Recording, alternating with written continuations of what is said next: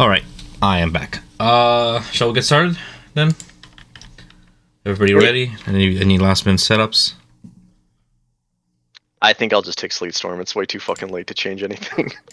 You can change. Oh, I changed all my spells back to what it was previously. I'll change them when we rest. I don't have these spells currently, but I'm just leaving it as if I did level. I just adjusted everything. I have one spell slot left. Oh no. Counterspell. Take counterspell. I already have it, but I can't use it until we rest. I think Nia had only used maybe 2 spell slots, I think. I don't really know. She didn't use a lot of spells. I have 1 3rd level, 2 2nd level, and three first level. Okay. Well, you guys figure it out. Nick, if you want some more time to decide, you can't take it. It's fine. There's no rush. Nah, we'll see. Okay. I'm just indecisive. Yeah, it's a big choice. That's understandable. So let's pick up where we last left off. Music bot should be up. 1 sec.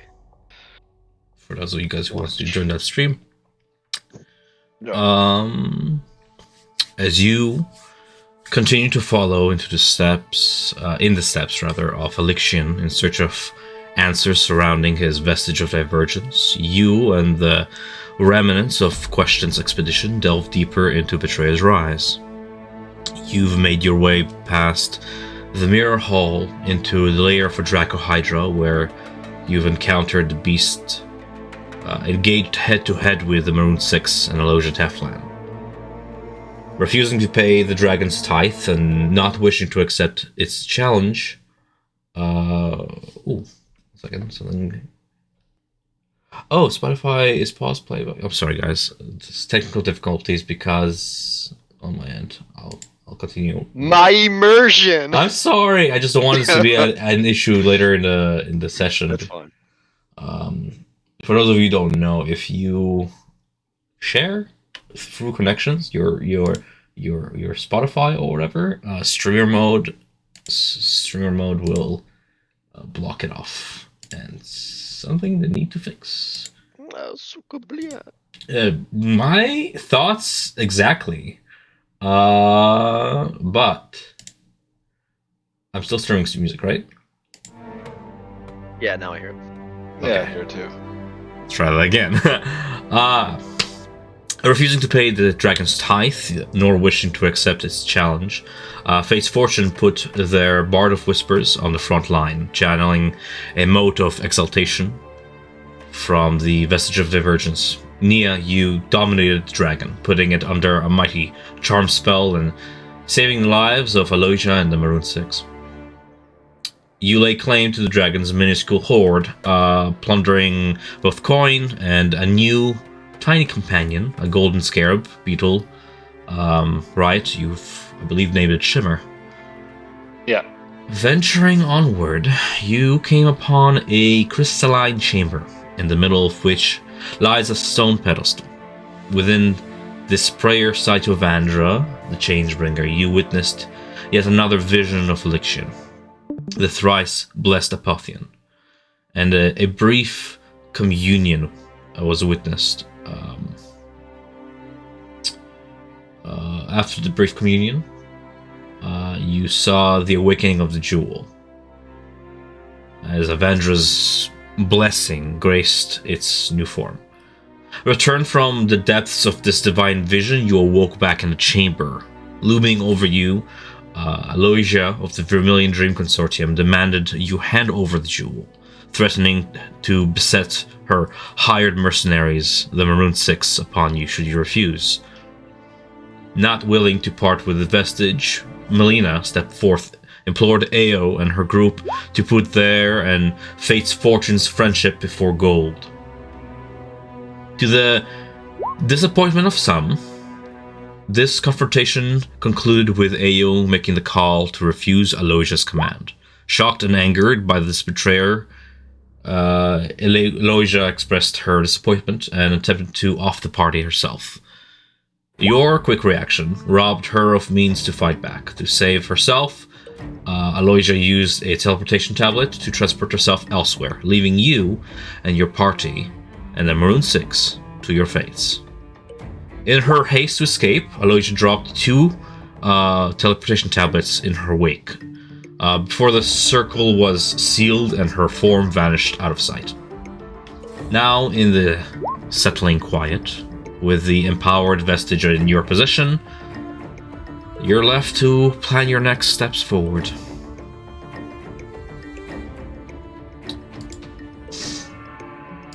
Was there something you want to discuss there in chat? No, I'm just giving Riot the Okay. the earthquake spell. Okay, I just scroll. Sorry. I just noticed in my ears there's something happening in chat, so but I don't usually. Yeah, sorry. Yeah, it's okay. But the amulet though, how are we just reverting it completely right now? Well, as it stands, it's been updated. Yes, if you look over toward this handout, this is its state currently. Yes, the effects of last session, the charm effect, are still lasting because I don't want to rob Nia of her awesome moment. But going forward, we'll be using the jewel, hence like so. Yeah, cool. So whoever's attuned to it, remember that you have +2 to your armor class. It has 5 charges, which you can use in various forms. It's a source of light. I even went as far as to make a few token icons. If you click on your token and mouse over the few, effects, you'll see like a row of charge stacks, or like an icon for like, oh yeah, I'm casting light with it, I'm turning invisible with it. Just something that might be useful, depending. Any other questions about the jewel? No. Okay. Riot. As you blink to adjust your feline eyesight to the iridescent glow of the beautiful crystal crater, you catch a glimpse from across the chamber of Galsariad and Irvin. Neither man seemed happy with what just transpired.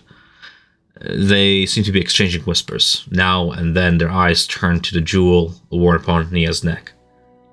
Behind them, Craxus scours the chamber as he tries to make sense of this conclusion to their venture, having won little and lost the patronage of Aloysia Teflon. Always pensive, Maggie, the giantess, remains in silence, mumbling to herself, her mind seemingly whirling as she tries to understand the hidden forces behind the jewel, the temple, the factions they've just encountered, and just trying to make sense of all this. Ao appears troubled as well. You see Dermot try to cheer her up, but the supposedly de facto leader of the Maroon Six ignores the cleric's over-friendly words as she battles with some inner turmoil in her head. What do you do? Well, first, I would like to see if my ears can pick up anything that Galsariad and Irvin might be saying.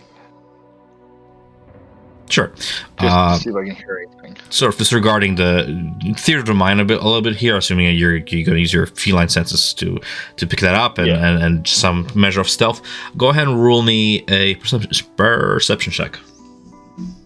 Gotta take a sip of water here. 16.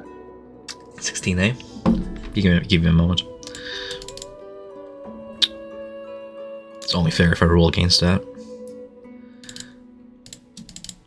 I'm going to use just Galsariad for this roll. Let's do 16 versus 13. Okay. You catch a measure of the conversation, something along the lines of Galsariad saying, "No, I don't suggest we should have killed them, but surely we could have at least knocked them unconscious. Are we to stand aside and be second fiddle? Is that what you sign up for? It certainly isn't what I..." Then you hear like Irvin cut him off. "We weren't paid to act as assassins on her behalf. We entered this place having agreed to find the jewel in the event that these guys died. She wanted protection. We delivered. We did what we were hired for, and I'm sure she'll understand this in time. You know her, she can be rash. Besides, You didn't speak up when Ao made the call either. And you hear Gulsari go, well, like a slight air of irritation, like a dismissive gesture of his hand. Next time I might change that. Because, like it or not, we're not getting anywhere without the help of someone as resourceful as Madame Teflon. That is the extent of what your keen hearing can pick up, the very tail end of the conversation, before the two seemingly part ways. Irvin seeming irritated with Gulsari seeming irritated with the group as a whole, and sort of distancing himself from the bunch of them, walking toward like the end of the room and sort of just taking a moment to fume. And Io was just standing there listening to this conversation next to them? No, Io is half focused on sort of seeing each other wounds, and half seems to be focused with their own thoughts at the other end of this of the group, essentially, away from this conversation. This conversation took place like hush between Gulsari and Irvin. Okay. Yeah. Trying to think about Just go take a moment to think about it, and meanwhile, Julian, you were saying? Yeah, Julian will speak up loudly so they can hear them. He's giving a cheerful but apologetic voice. He says, "I hope she paid you in advance. She offered to pay us in advance, but it seems like she teleported away. Hope you didn't get skimped out by her." Just kind of Ao Jubbish shrug a little bit. We had a good arrangement going for us. This opportunity to work with the Vermilion Dream is exactly what I dreamed of, for me, for us. A rise to riches, glory, and the Consortium's insight.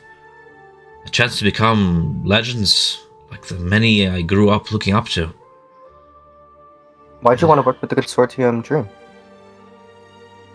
Well, how would I squander this opportunity? They have knowledge, answers to what we sought, and, well, at the end, I thought I knew what was better for the group. I made a decision. I thought I made a wise decision on behalf of the party, but now I'm not so sure. She thinks a moment. Maggie says a leader must sometimes make hard decisions. I just hope that I made the right ones today, because as it stands, you're right, we have little to show for it. Is that what was offered to you in exchange for protection, membership? I didn't say that, but I also didn't. It might have been a prospect in our future, I don't know. But it was a way forward. We've been stumbling in the dark for so long, without answers, without guidance. Your lot, you have the jewel, you have your means. You vanished for 10 days, and we felt absolutely lost. We needed some answers, so we turned to her. But now we're left fruitless again. The vision just now, you didn't see it? No.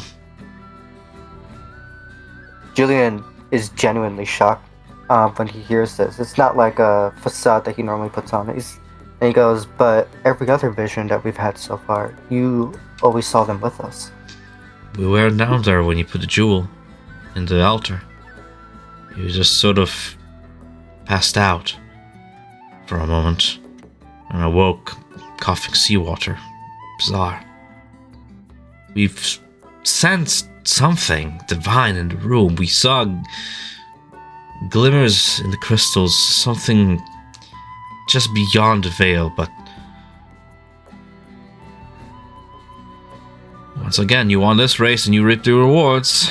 She's trying to cheer herself up, but you can tell that, like, she's not quite content with how things turned out. Julian gives, Go ahead, Julian. Who's talking? I'll talk after. Julian gives a somber nod and says, we saw Elixion again in a vision. He told us that he's trapped in the Temple of Corellon. It's in Marquette, underwater city. in the vision, it felt like we were actually underwater while talking to him, and then we drowned. Well, I suppose it's something to go on. But we'll need more insight, and that's why we're finding ourselves aligned with who we are. Is that right? Riot will step around the corner and smile at Ao and says, "Perhaps I can help with that insight. When we first talked to Aloysia, we spoke of Elixion and how the vision that we shared when we were at the beach in Jagao. She spoke of Elixion being twisted and being a harbinger rather than a guiding light. While we were in the vision, he was underwater, as Julian just said, saying that parts of himself are being drawn away into darkness, that he was trapped, and that he needed to be saved. He also said that pieces of him are being harvested slowly, bit by bit, and it's been angering him. He spoke that we found out that he is Rudisborn, or we think he's Rudisborn.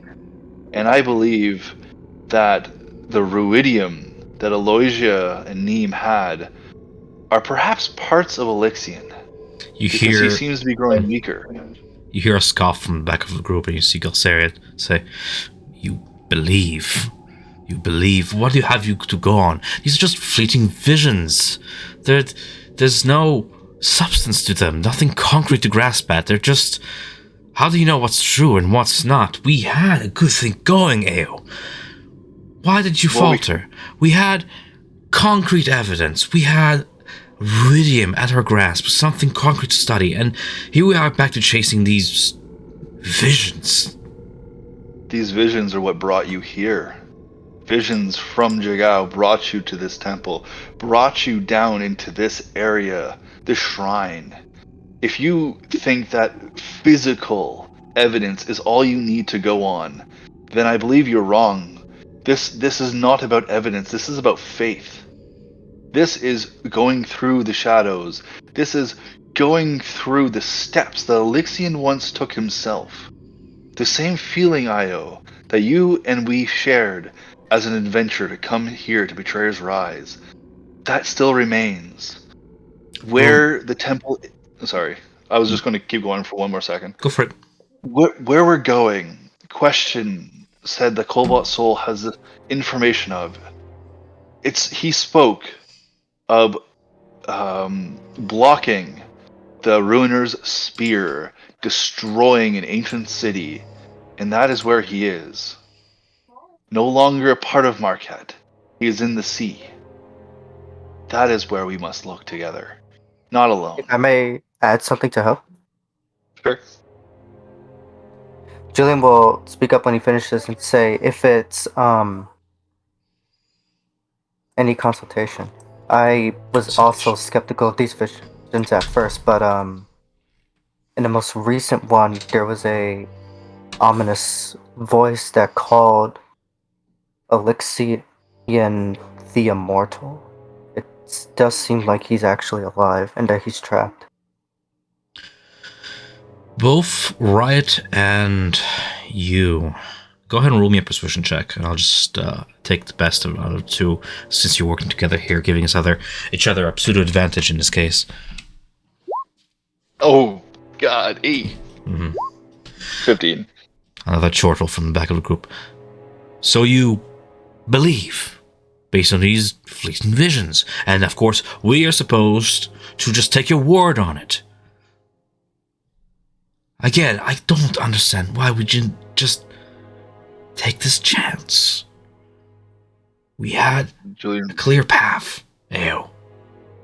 You can tell by the way he's berating her that Ao is going through like her emotions of just doubting her sense of leadership at this point a little bit. But Ao heard what you're saying, and she's taking it out of heart. Looking at the rest of the group, you can see Craxus nodding along to what Riot is saying, and you know, Dermot is just absolutely glaring Gulceria at this entire time, trying to take Ao's side in this. There's a certain schism divide happening before you, as your words land upon the ears of some, but they have a point. They only have so much to go on, and not everybody can go trusting faith in you and faith in a blind path ahead of them. So that all being said, Irvin goes, well, sounds to me like the path ahead lies in Ankarel. So, and that's something. We'll figure it out, right, gang? We'll figure it out.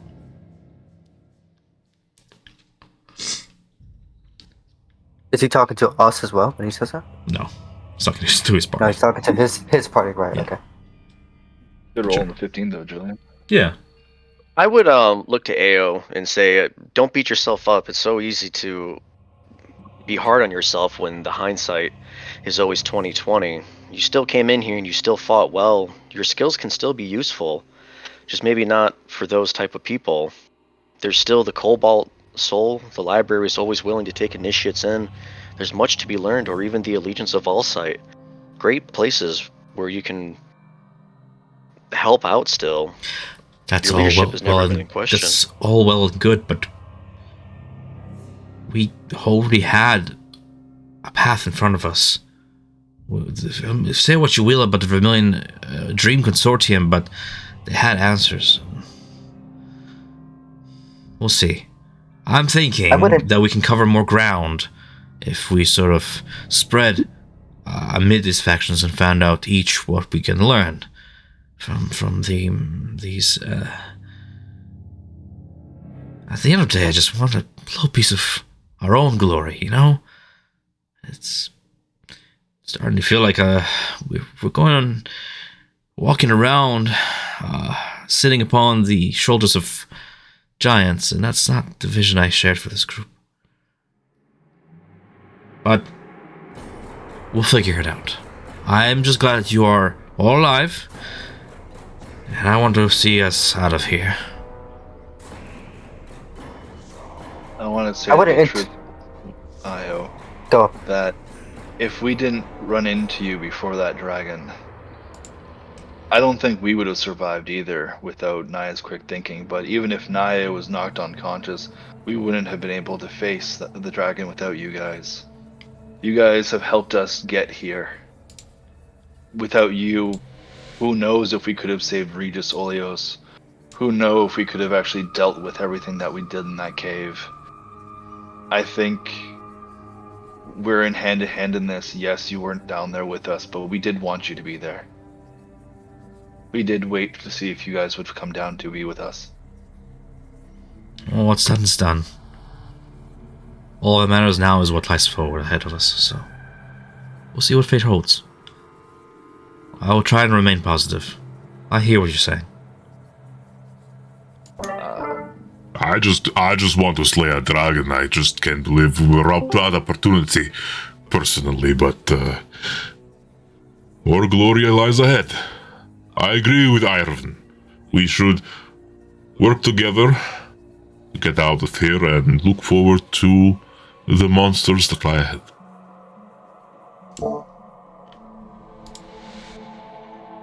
And Riot is going to speak up to Irvin. And a big drink at the tavern after this. First round on me. Now you're talking. Alright. Forgive me if I'm not as sure as I usually am at that idea, but he sort of points toward the state of the group.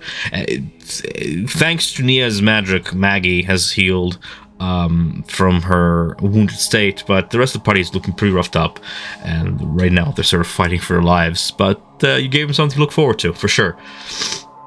That all being said, would you like to proceed onwards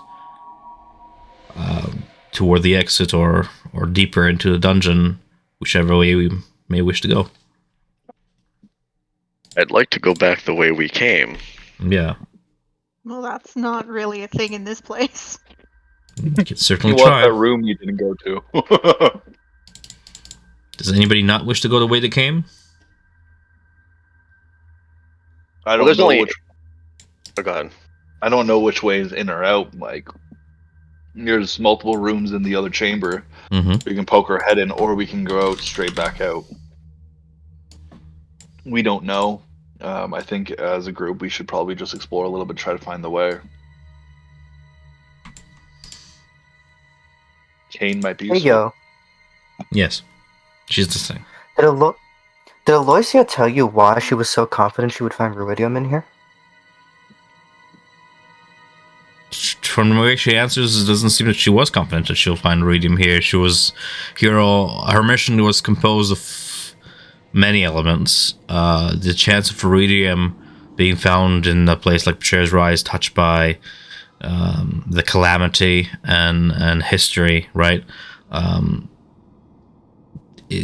Her mission, out of many missions that she was here, was to discover if Iridium shows presence here. But also from the way that AO answers is that the Maroon Six were treated as initiates to, in terms of the Vermilion Dream Consortium. They were not trusted with all information. There was very much a need to know basis. After all, you're not going to hire like mercenaries and tell them like all your secret society's plans and all that. You're just hired muscle, right? Right. They were just promised a big, large sum of money and future work in return of protecting Aloysia. A job they fulfilled. You were asking about their payment in advance. They got paid a little bit, but they were more disappointed about the loss of future prospect, perhaps, unless they make amends somehow, which they might. But in terms of Fruidium, it wasn't a question of will she find it. It's a question of whether, right? Okay. Sorry, that doesn't make sense. Yeah. It made more sense in my head. That I understand it. she wasn't sure. It's my fancy, lengthy way of saying that it's just this place is touched by the calamity. Sorry, I have a Okay. way of answering just questions curious. like in a lengthy way that is kind of alluded because I'm trying to make sense in my head. Yeah. I wouldn't be too gloomy about prospects with the Vermilion Dream, by the way. I'm sure Aloysia isn't representative of the entire group. You'll have opportunities in the future. My thoughts exactly, says Gilsarian. Alright. Fair enough. Let's make our way forward. I'm just grabbing all your tokens. Vanishing as you make your way back into this chamber over yonder.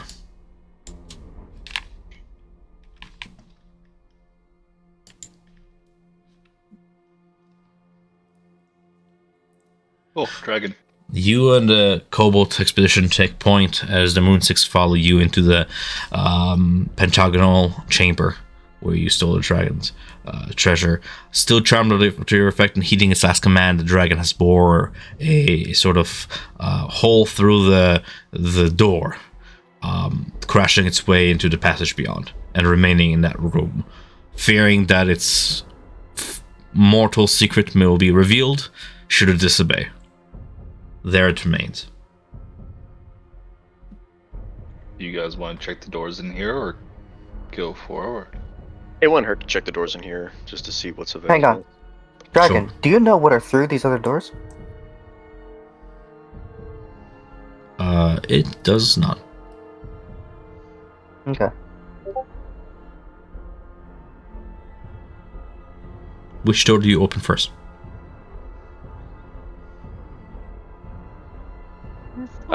Oops, sorry, I didn't Now- actually need to. Cool. This So one. Nia opens the western door. As you do so, you see the exact same room which you just saw the other Draco Hydra mirrored here.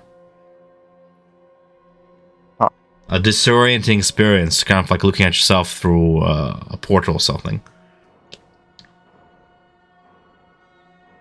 Are those like little like what's the word? Not alcoves. I don't know, just like little nooks. Those. Like, or is this a doorway? It's a doorway. Oh, It's like a passageway. I just don't have enough room for it, but it is a passageway. Yeah, I was Yes. just curious. Mhm. I don't know if there was just like a little cut in the, or an angle point in the room. The dungeon goes on. Can I try to really analyze both of the rooms? Seeing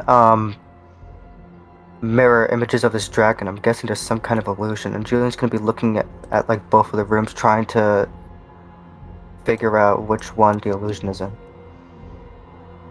How do you figure out which one the illusion is in?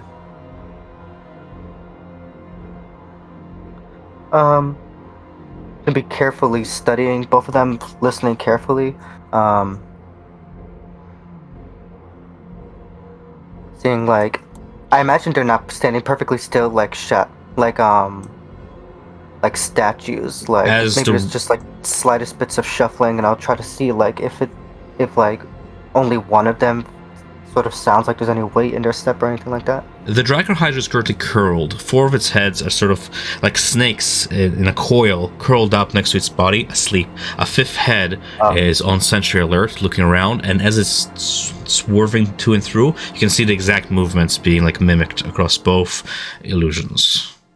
Roll me a perception check, I suppose, if you're trying to perceive whatever an illusion gives itself away as from standing 30 feet away from it.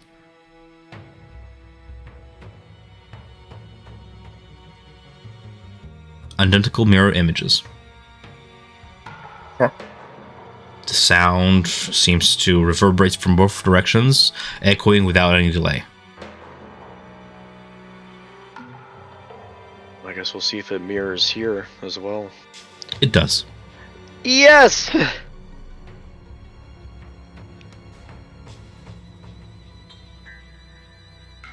Does this room only have one door, or is it supposed to be cut like that, or am I just assuming? Cut? Let me just check your vision. Maybe something is funky on your face. The map is like right at the bottom of the token. No, it's the exact same. It's the exact same Okay. room. You're looking at the candlelight. The candles burn exactly the same, giving off the same wisp of smoke. Everything is identical. The book placement, everything. Okay. I'm gonna Yes. toss a rock in here, like right around here, and then I want to see if I can see that rock in the other rooms. Sure thing. As you toss the rock into the room, Nia and Melina and everybody glancing through that door, you see a rock sort of materialize out of nowhere at the threshold of the door and get tossed into the room and land on the floor. You hear 3 sets of echoes from the north, the west, the south of the rock landing on the floor. One of the Draco Hydra heads like wakes for a moment to look at the rock, just snake coiling back at the stone before curling back into sleep.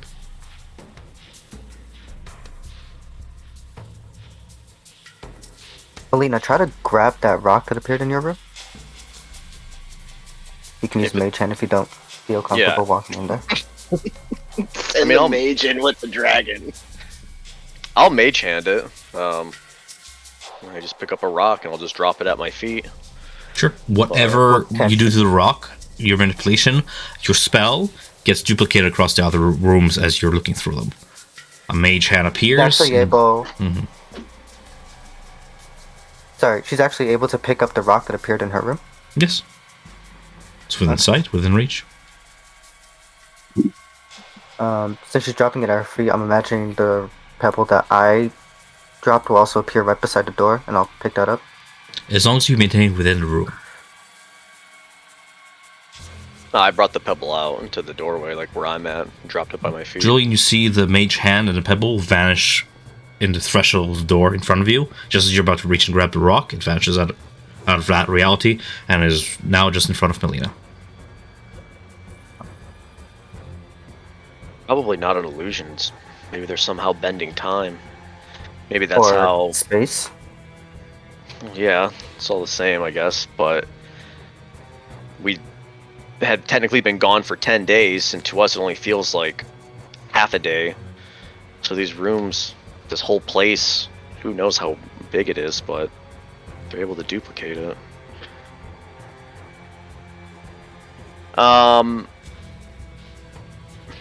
It's so vague. I wouldn't know how to have a specific question, but like, would I be able to like, I don't know. I guess I'll just make that deduction. There's nothing I can really roll for it. I was gonna say, depending on how much time they would be taking, I would like to sit down and just ritual cast detect magic. depending on how much time this start going through the process of setting up your ritual upon the black marble floor here. It's about 3 to 5 minutes have passed. You're halfway through setting up your ritual at this point.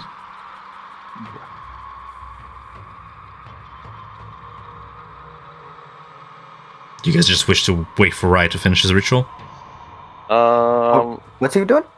Attack magic? Yeah. 10 minutes. Guess we can wait. This northern door immediately looks different just because there's like a bunch of broken rock right where the door should be. Yes. Well, he had said the dragon had crashed through it in fear of knowing its secret. Alright.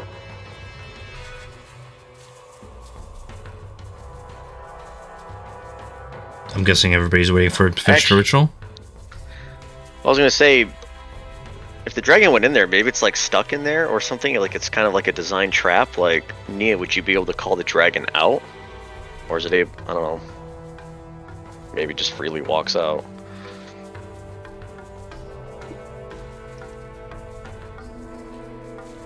But if nothing, then I'll wait 10 minutes. Megan, are you muted or something? No. He asked you a question. Sorry. Can you repeat? I was gonna say, if you wanted to, you can make the dragon, if it's like some kind of like time-space trap, maybe the dragon is like stuck in there. Maybe you can command it to move it out, but then again, it may just have its own free will and just move freely. I don't know. Is it still under your influence? It is. Have a It's not conversation. attacking. Yeah. Talk to it. Say hi. So Nia would. I think she'd go over here, talk to the dragon because she knows she sent it in that direction. Mm-hmm. And she would ask it to continue its march. Map is so big. You zoom out and all of a sudden you lose yourself. To kind of continue its march, kind of like in like little alcove. See, like she would ask it if it could break the wall. Or else, threatened by you, it begins to rouse up. As it rises onto its legs and moves out of spot, you can see the traces of a marking below the dragon up on the floor, tracing some red chalk or another material. Giving the instructions for the huge creature to squeeze through like a large, about 10 feet wide corridor. It begins to squeeze through and claw at walls, trying to make enough room for it to pass on through, vanishing around the corner and out of sight.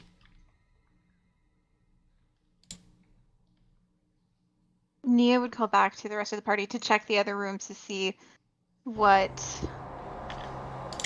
they look like, if the dragons have moved on. Just like before, the dragon's movements are mimicked like mirror images, and turning a corner, it's gone. You can see the traces where its claws have raked the walls, the exact same marks left upon the walls. Nia would turn back to her party and be, so these halls are all mirrored. Do we want to risk going into this mirrored world, or do we want to attempt to go back through the doors over here? I feel like we should at least check it out. I agree. This is quite curious. The smudge on the ground, is that kind of related to like what the Abishai had when we first met him, the white one? What did Abishai have, Nick? I'm sorry. The red markings on the ground when we entered that room, is that like the same that the dragon was just covering up? While the room's shape is familiar to you, perhaps because it is the same room or just deja vu kicking in, the red marking was not there when you interacted with the Abishai. When you interacted with the Abishai, there was a laboratory and a series of braziers everywhere. Those braziers are not in this room. Oh, I thought there was like a marking of like the talon of Tiamat on the ground. You might be having deja vu. Maybe those are different. There were 5 braziers. There was like an altar with like a whole bunch of reagents on it. This altar only has like a single book upon it. Out of character, Nick. Like when I first loaded the room, I had to push you guys out of it to load the correct room. Remember?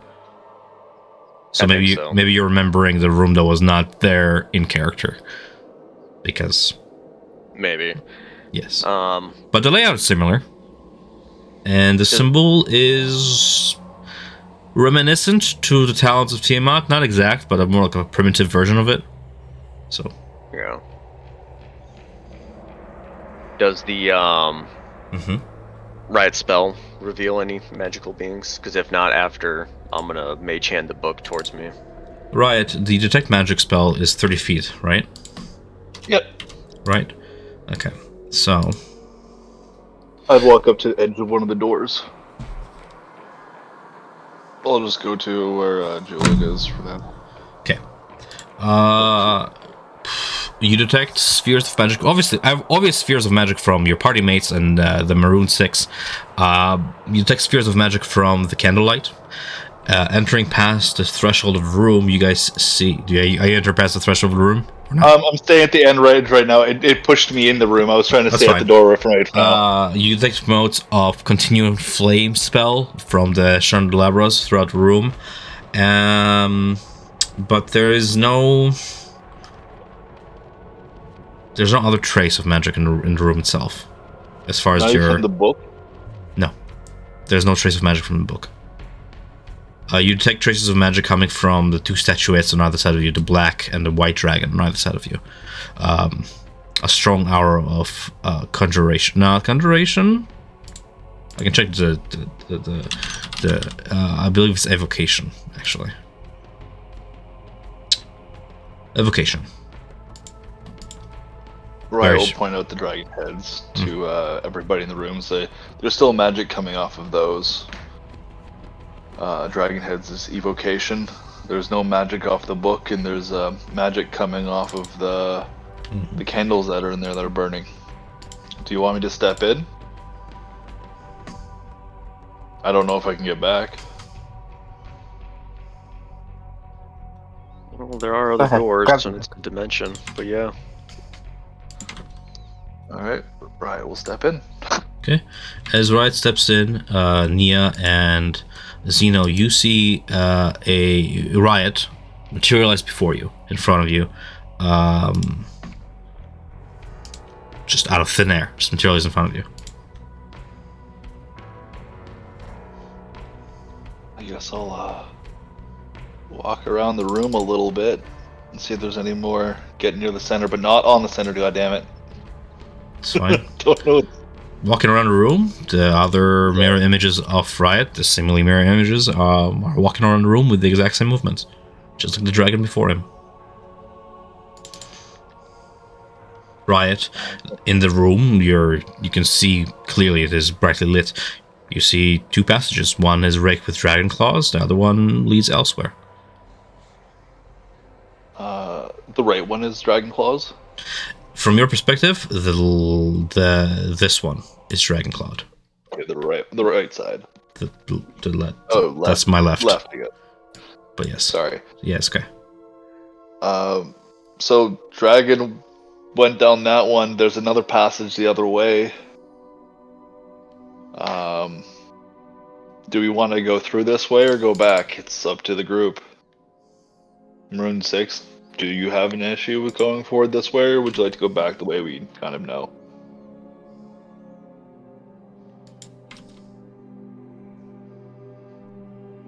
Right, for the context of looking at something to help you consider this option too. For the context of you looking, because you're in their room, you'll be able to see down to the 2 passages. You're over here. Oh shit. Does that make sense? Oh shit! Oh shit, Abishai room. Oh, this is a way out.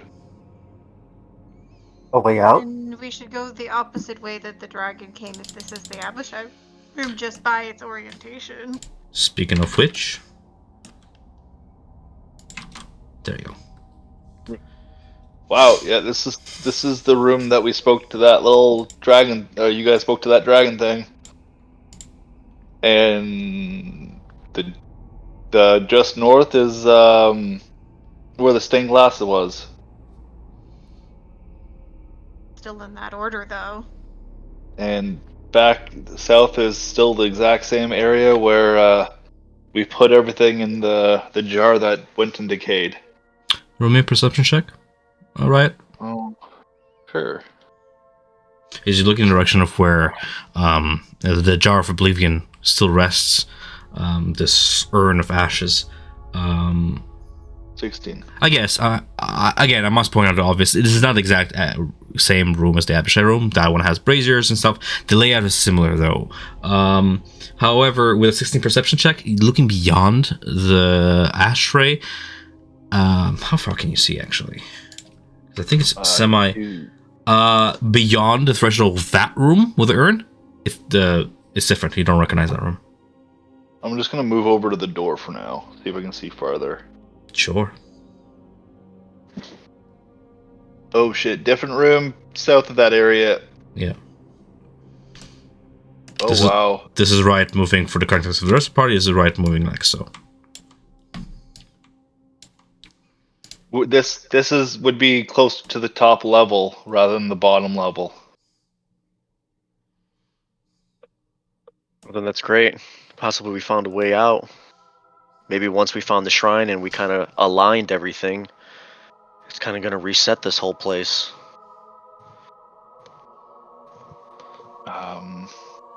So are we going back north through the chamber where we aligned all the lights, or should I come out of here? I wouldn't mind now that we know that we have a bit of a better idea of an exit. There still might be some mysteries to solve in here, or something that we can find to aid us, maybe in Ankarel.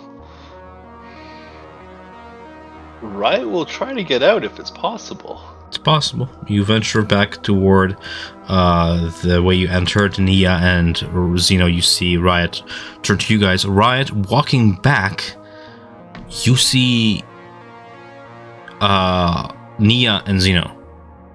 You're looking into the room from like looking north to south. It's bizarre. This is not the way you entered. And as you return to the room, you return here.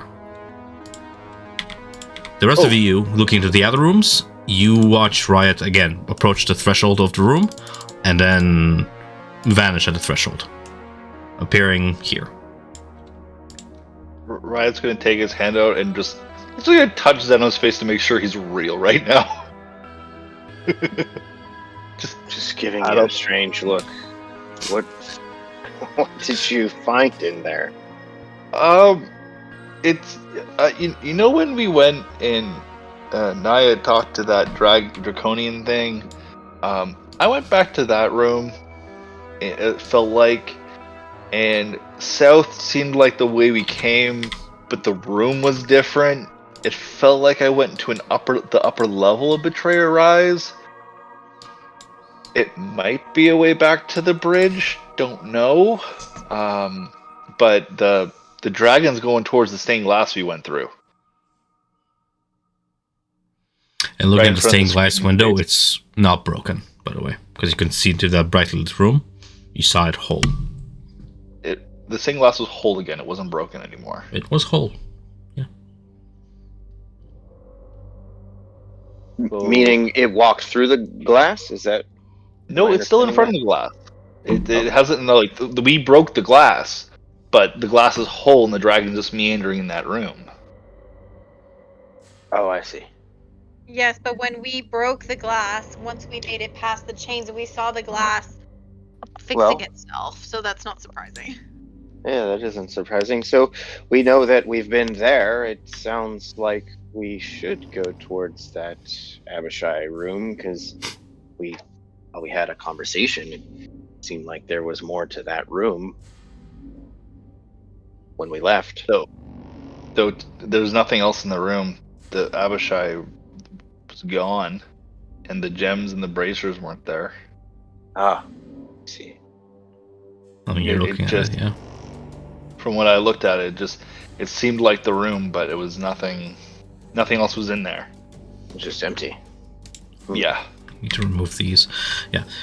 I'm just imagining like Lorian is sitting here like trying to like, how can I exploit this? How can I exploit duplicate? How can I spawn free items? I'm thinking. Like, what can I do with this? There must be something. Melina, you deal with Geomancy. Want to room in Arcana check? Yeah. Okay. Let me make sure it's normal. This is a very interesting geomantic experiment going on here.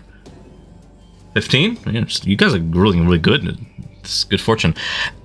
The phenomenon you're experiencing is simple. It's what you guess. It's a bent of space, not time. Nothing to do with time. Well, time is current, right? You are simply witnessing a passage into the exact same room. It's not so much that the person is getting duplicated, is that you're viewing the person from different perspectives. Have you ever played Portal? Yeah. That's exactly what's going on here. You're just placing portals in different perspectives, looking at the exact same instance of a person. But there can only be one, because time, for the most part, is linear. There can only be one instance of a person in time. You would imagine, just like the stone, anything you would do to that person will happen to the other reflections, so to speak, perspectives. Well, it just seems like we're viewing ourselves from another lens, per se. Everything is still current. Nothing's changing. Not that I'm super in tune with it, but I don't sense any space rifts or anyone manipulating it.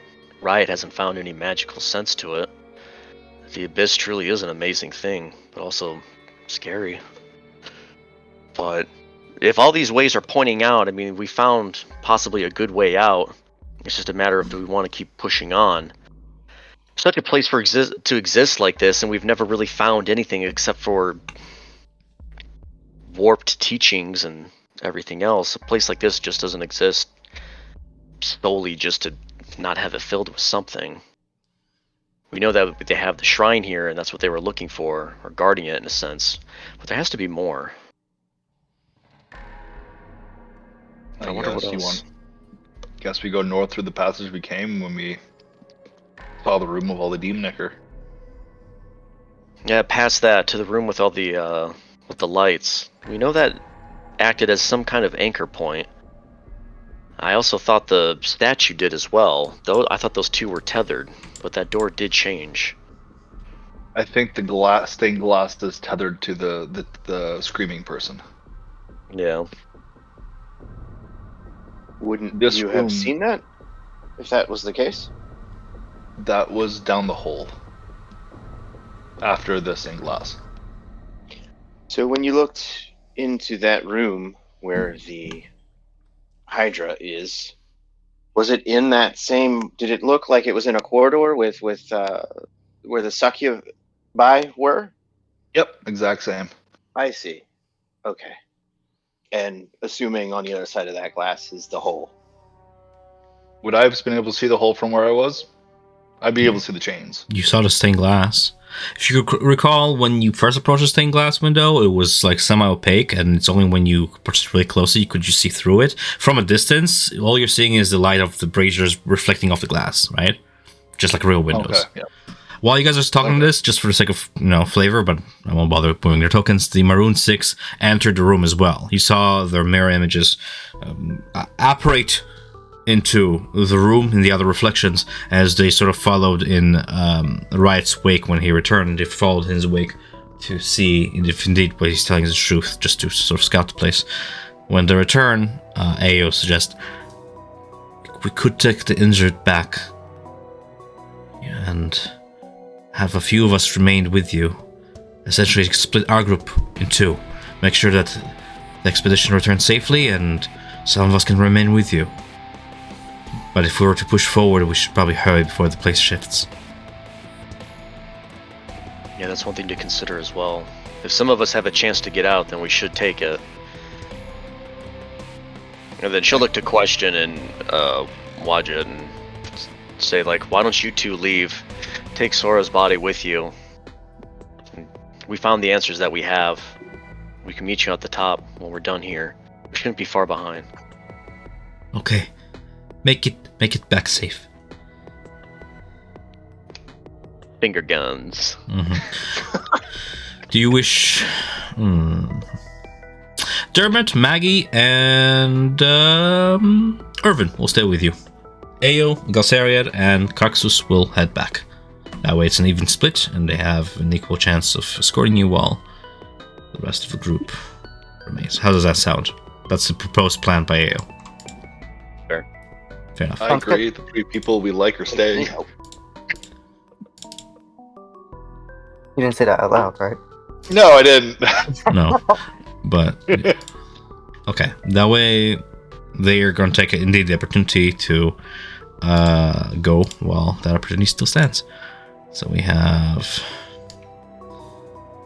Dermot, Irvin, and Maggie. Seems to be like a good team. The rest take their leave. Question turns one last moment to look at you and just, again, don't dally. And they'll take the way south. Like enter here and they're going south like this. Okay. So what do we know so far? We know that there was that room that had Abishai, the razors, and the gems. We know there was a room with a serpent statue, kind of like a locked cage. We didn't enter that. What else do we know? We know that there's a door that has a Tiamat symbol just north of the room with eyes, with the laser beam. That's but true. Beyond that, that's all we know. That's what I'm also curious to know too, is that it seems like the god Tiamat is a little bit more active here than the others. Torah, Grumsh, Lulth. We haven't really run into much of their members or so, or their believers. Seems like Tiamat has a little bit more of a hold here, or it seems just to be more active. But I actually wonder if there's more of a reasoning for that. What causes Tiamat to come here more than any of the others? Or any of the other followers of Betrayer Gods? I wonder if we just haven't come across the others. I mean, we did run into those orcs worshipping Grumsh. Yeah. Perhaps there's far more infinite rooms that we just haven't seen. Alright, so then which direction makes the most sense? Well, we know this way is all going to lead out, so we can go back to the room with the laser beams and see what that north door will yield. And then from there, maybe there's another, maybe there isn't. I like it. Maybe we were on the right path. I like that. Okay. It's a direction. I say let's go for it. Anybody disagree for any reason? No. Okay.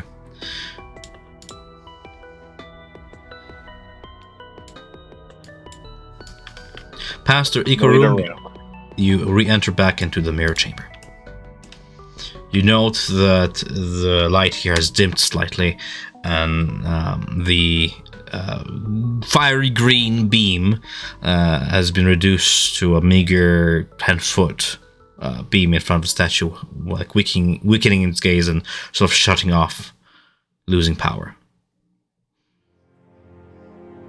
Well, that's good. That means with the awakening of the shrine, this place is starting to calm down, hopefully. Maybe dispelling some of its monsters within, but I'd still be on the lookout. We're still pretty beat up. Right, as you enter the chamber, you hear the smoldering scent of burnt char. You look at the black spot where the body was burnt. You see a little bit of bloom at the edges, bloom out of the char, out of the ash, like rising like a phoenix out of it. It's a tiny flower, the color of onyx with this slightly purple sheen to it.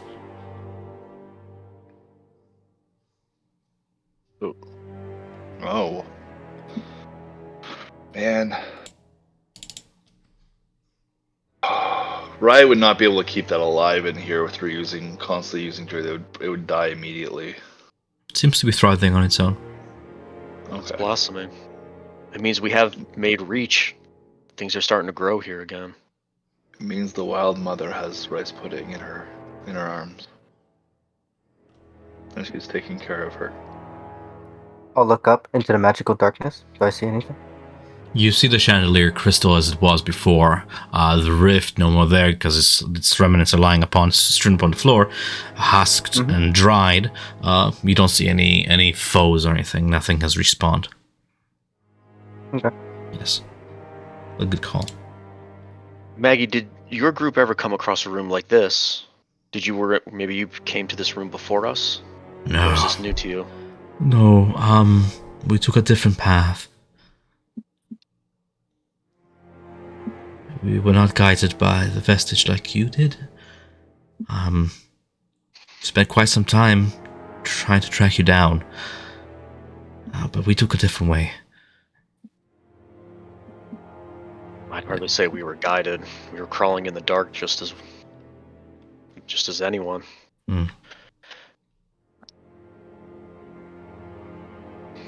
All right. I'm gonna Let's go to the only door I see. I'm Sure. gonna open it. Opening that door. The door is made of an arched slab of solid stone that parts down the middle as you open it to swing outwards.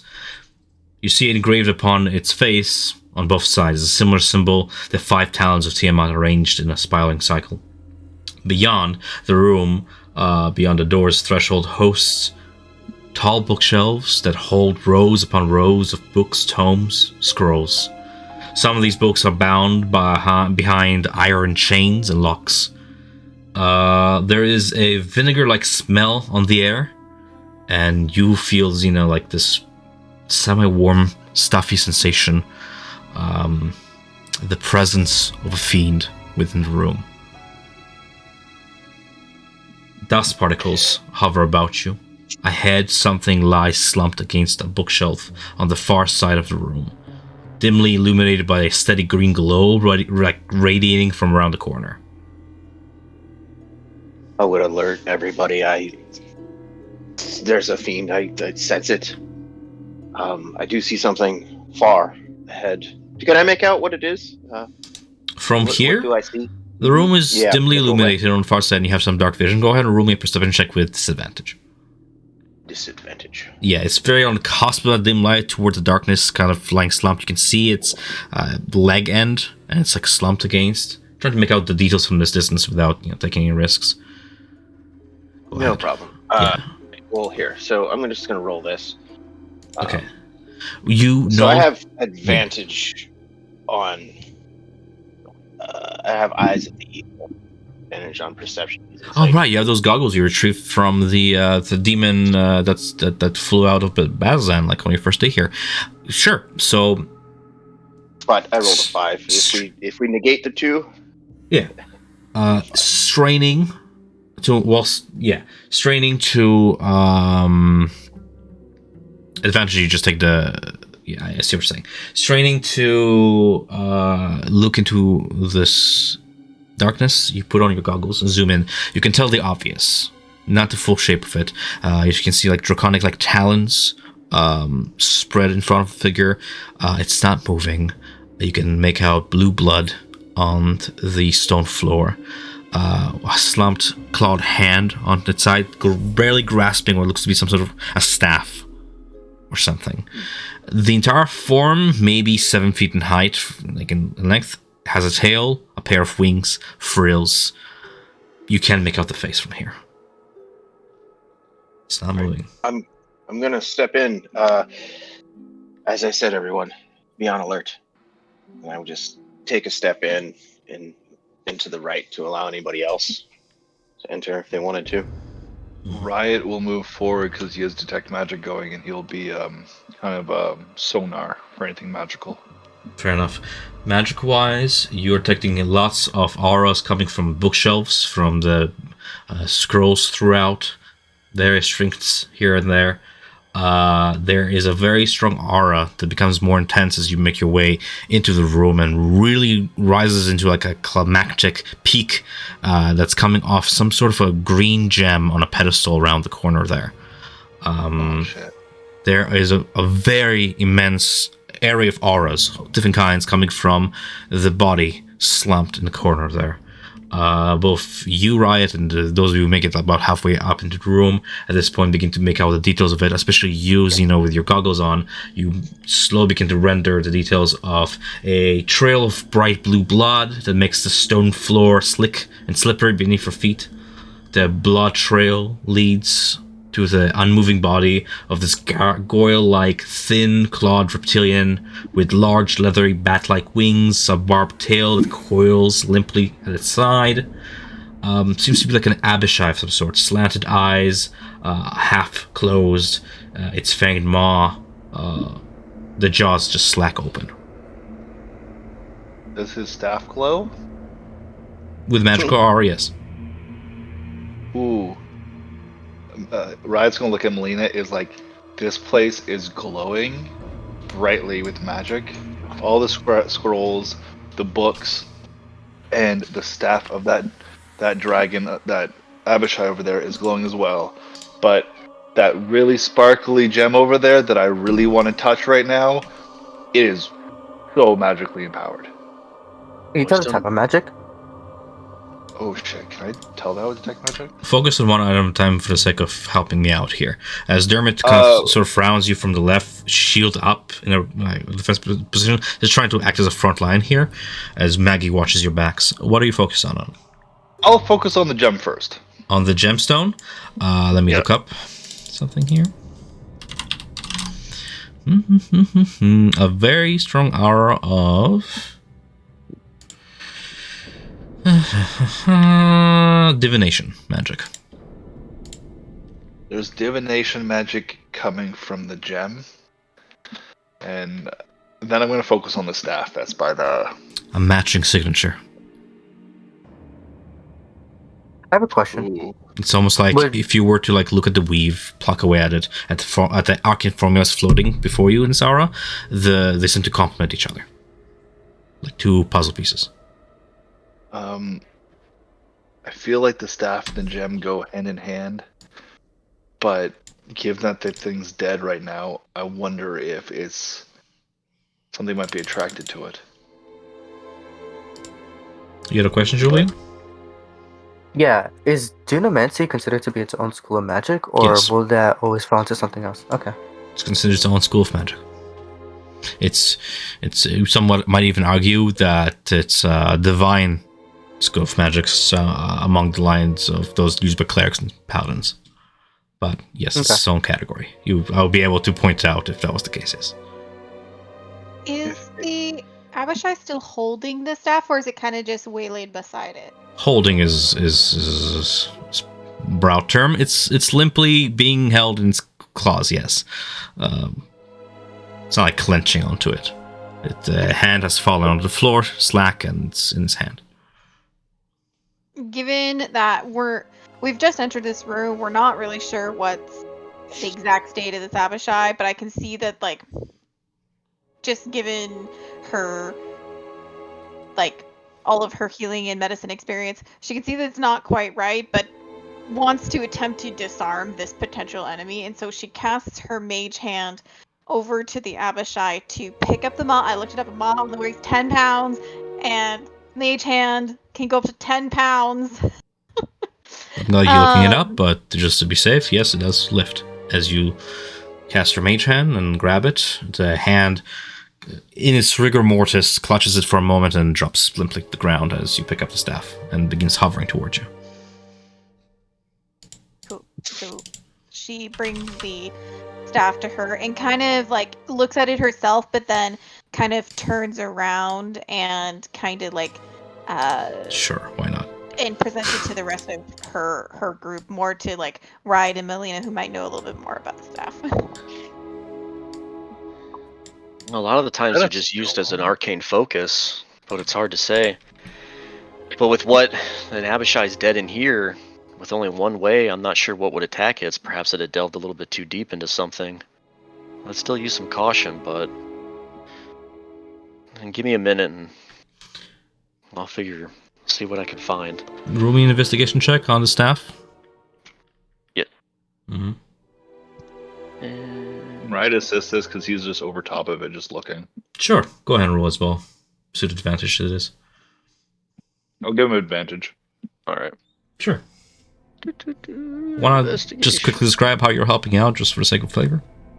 Right is looking to see, looking at the eyes, looking at any runes or markings that might be on it, and seeing if the gem in the center of the room actually might fit on top of the staff. Okay, so runes, eh? You do notice runes on the staff. They're in Lokharic, which is the ancient tongue of dragons. Not surprising. The top of the staff is a gnarled twisting of wood with slivers of metal seemingly intertwined into it magically. You then sort of scan the length of the staff, and you see at the foot end of which both you and Melina, you see what looks to be like a pronged brass end piece, and the tip is has like a gemstone cut in the shape. Sorry, you see a pronged brass end piece at the end, and at the top where you're looking there, right, you see a gemstone shaped and cut like a slitted green draconic eye. Oh shit. Would Nia be able to read the ruins? The runes? Yes, to some degree. It's archaic, not very modern, serving indeed as a sort of a spell focus. An arcane formula written in Draconic to intensify magic cast through the staff. There is a warning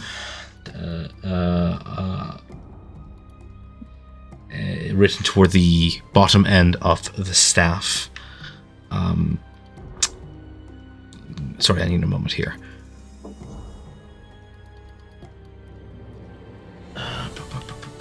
Bonuses of having a dragonborn in a place that apparently has lots of dragon stuff.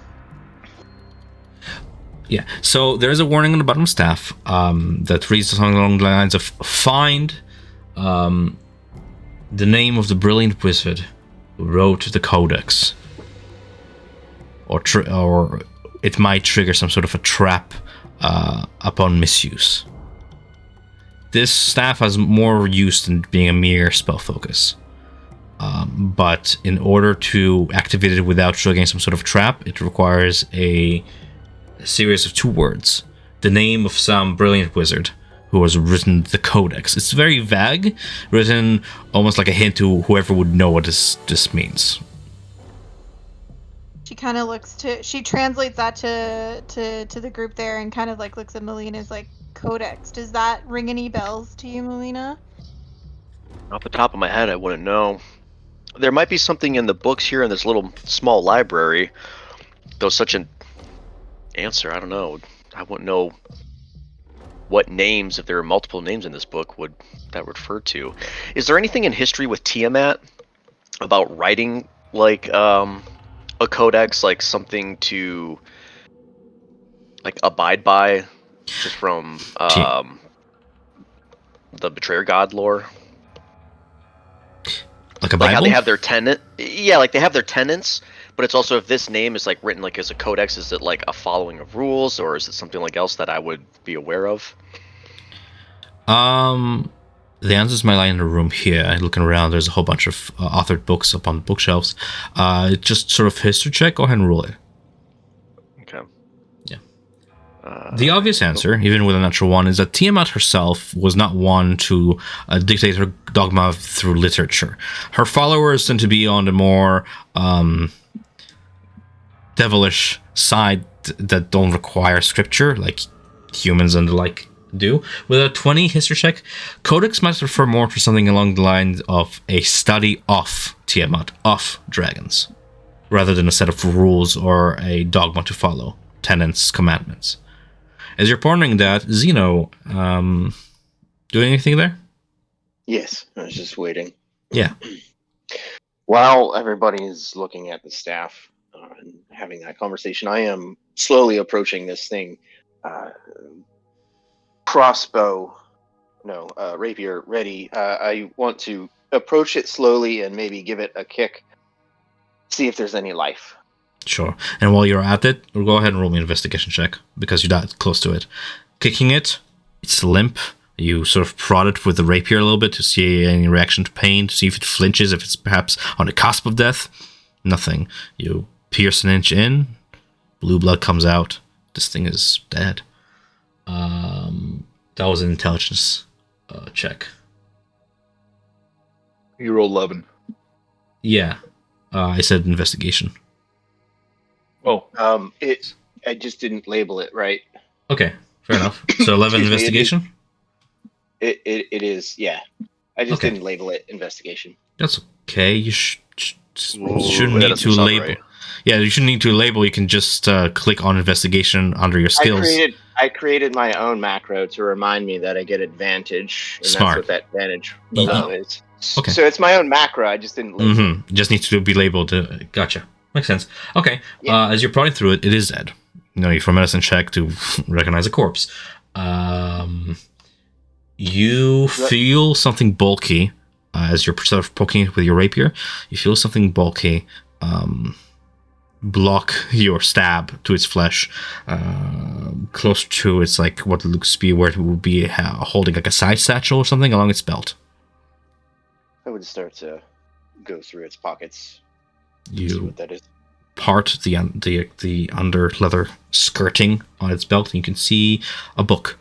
You've stabbed it a little bit, and it's sort of like stabbed into the leather, but you know you retrieved your blade probably before you stabbed it all the way through. It's a book of some sort.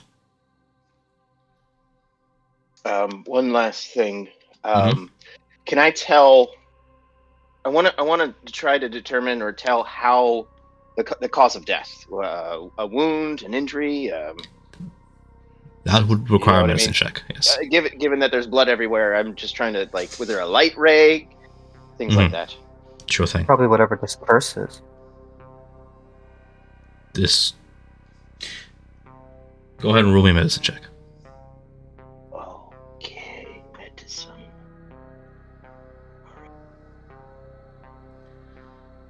Investigating its wounds, it's hard to tell, but gauging their size and such, you can tell that it has died from blunt trauma. Not like lasered, not scorched, not lacerated. Something has thrown it against the bookshelf, and that throw was so mighty that the blood viscera you're staying in came out of it in the impact. Just seeing the positioning of the legs and stuff, you can tell that it has lost control of its lower body, a sever of the spine. It wasn't quick death. Anything else? Slightly emaciated, probably starved to death, or bled out, whichever one took first. Anything else I find on it besides the book? The book, that looks to be like some of a journal or something else.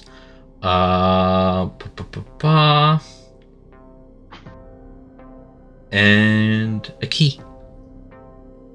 Okay, I grab the key. About the length of your finger. Noted. I'm gonna walk over to the group. I assume just wrapping up your conversation with the staff, and say, I found this journal on that dead Abishai in the corner. Maybe this might give you some answers on the staff. I also found a key, and I hand the book outward to whomever would want to grab it. Considering those options and what you can do with them, I'm just guessing that Julian, you also want to do something, yeah? I'm gonna be checking this thing for traps. Investigation check. Simple enough. Can I use thieves' tools with that? It says the tools description says that you can use it to Disarm traps. disarm traps and stuff. If you find any, you can use them to disarm it, yes. But roll me an investigation check to see if you by traps, I'm assuming you're looking for like a trigger mechanism, gears, Yeah. the whirling or something. Go ahead and roll that. I might use a psionic die. Yeah. Sure. Trying to focus in, enhance your senses. 14. 14. You're confident there are no mechanical traps, no whirling of gears, no trigger, no hidden wire, no nothing. You do note two things. Three things, because you're a thief. First of all, the green gem upon it, humongous. Like, it's about half the size of... It's like the size of your fist. It's, like, huge. Jeez. It's, like, shaped like the same slitted eye as on the staff. Second thing you notice is the pedestal has a 3-inch diameter hole at the bottom of it, near the base. 3-inch diameter, round. The third thing you notice is that this all seems too easy. Right. This seems too easy to take this gem. It's not secured. It's just on the pedestal in a little. What am I describing here? Imagine like a brazier with no fire in it, like just like a. I'm making the shape with my hands. I don't know how to describe this. Like an iron crown. Like it's an indent. Yeah. Yeah. Be careful. It appears removable. Yeah. The death of that Abishai was due to force damage. It almost appears like something threw that Abishai across the room, breaking bones. Maybe. So, careful. But right, you said this thing was radiating divination magic, right? Doesn't sound like it'll hurt us. If there's no mechanical trap, I don't know. Right. Divination. Right, divination magic coming off the gemstone, and now that's relevant. You're detecting another aura coming from the hole I mentioned there at the base of this pedestal. It is off. Tell you the scroll of magic. Abjuration. There's abjuration coming from below it. From this 3-diameter hole. From that hole that is near... Wait, did Julian tell me there's a hole? Well, you can see it from here. It's very obvious. Oh, okay. It's a 3-inch diameter hole. It's not hidden in any way. There's a diameter... There... Mm-hmm. It is a chance that a spell will come up to that, and the crystal will actually focus it. You never know. Does it look like the pedestal can be moved? No, it looks attached to the ground. Carved out of the stone of the ground.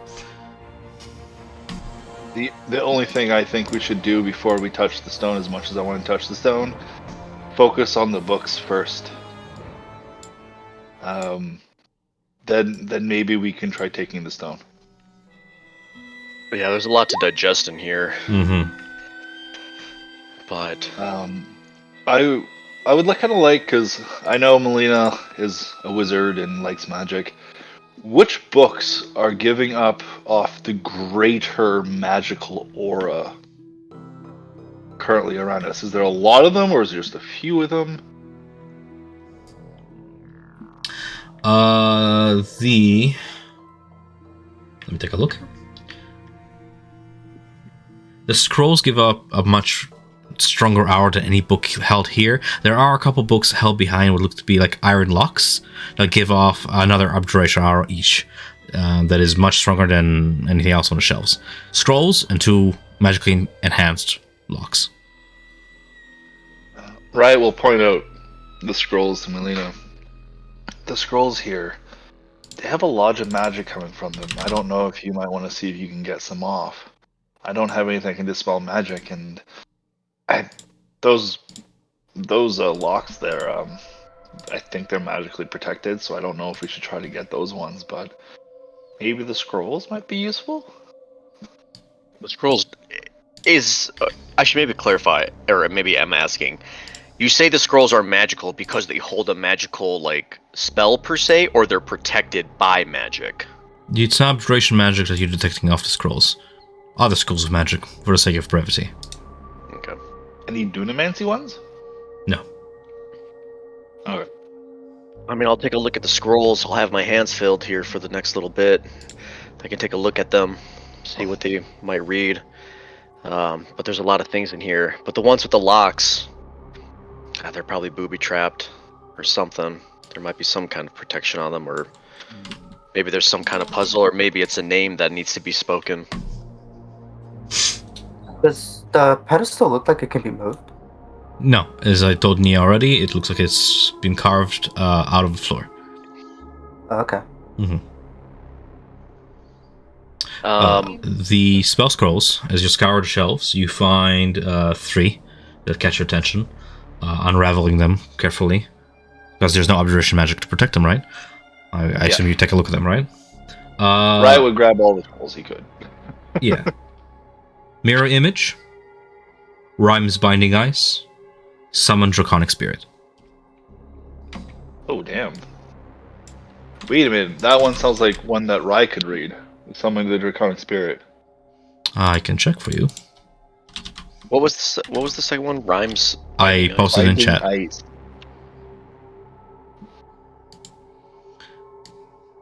Summon Draconic Spirit can be cast by the following classes, my friend. Druid, Sorcerer, Wizard. And I'm assuming I don't know Mirror Image, I can't read. And Rhymes Binding Ice, I don't think I could read either.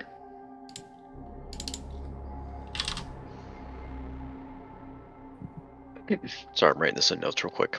That's fine. Sorcerer, Wizard spell, unfortunately. Yeah, so Riot will take the first 2 scrolls, and will, while Melina is sitting over the staff, he will just open up her bag and put 2 scrolls in, and he'll put the the Draconic Spirit scroll in his own. Who was able to cast Draconic Spirit? Do you have the classes that are able to? Just in case. Sure thing. Druid, Wizard, and Sorcerer. Alright. Wizard can cast all these. Mirror image, Nia can use it too, because bards can also use it. What level is Draconic Spirit? 5th. Nope. Hold on. Shit. I was looking at that the other day. I was looking at it 5 seconds ago. I just... You're asking me multiple questions at the same time, so I'm like... it is... 5th level. 5th level can be cast at high level. And then Rhymes Binding Ice. Mm-hmm.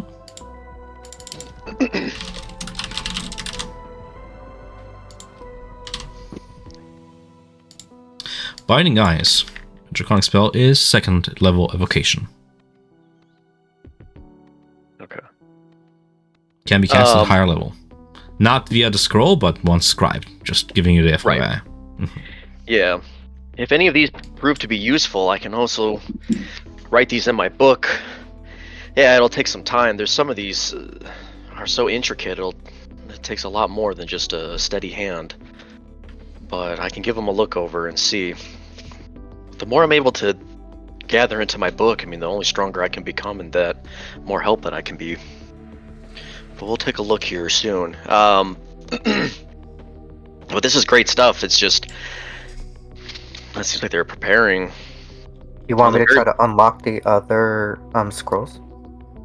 Yeah, the books, they have the abjuration on it. From what a little bit Melina might know about abjuration, it's protective mostly, but it's also, sometimes they can be booby-trapped, like a, I don't know, like some kind of lock spell, she'll exclaim. Is that a chest down south? I'm just marking where the locked books are. Oh, sorry. That's fine. Nia To, would have taken...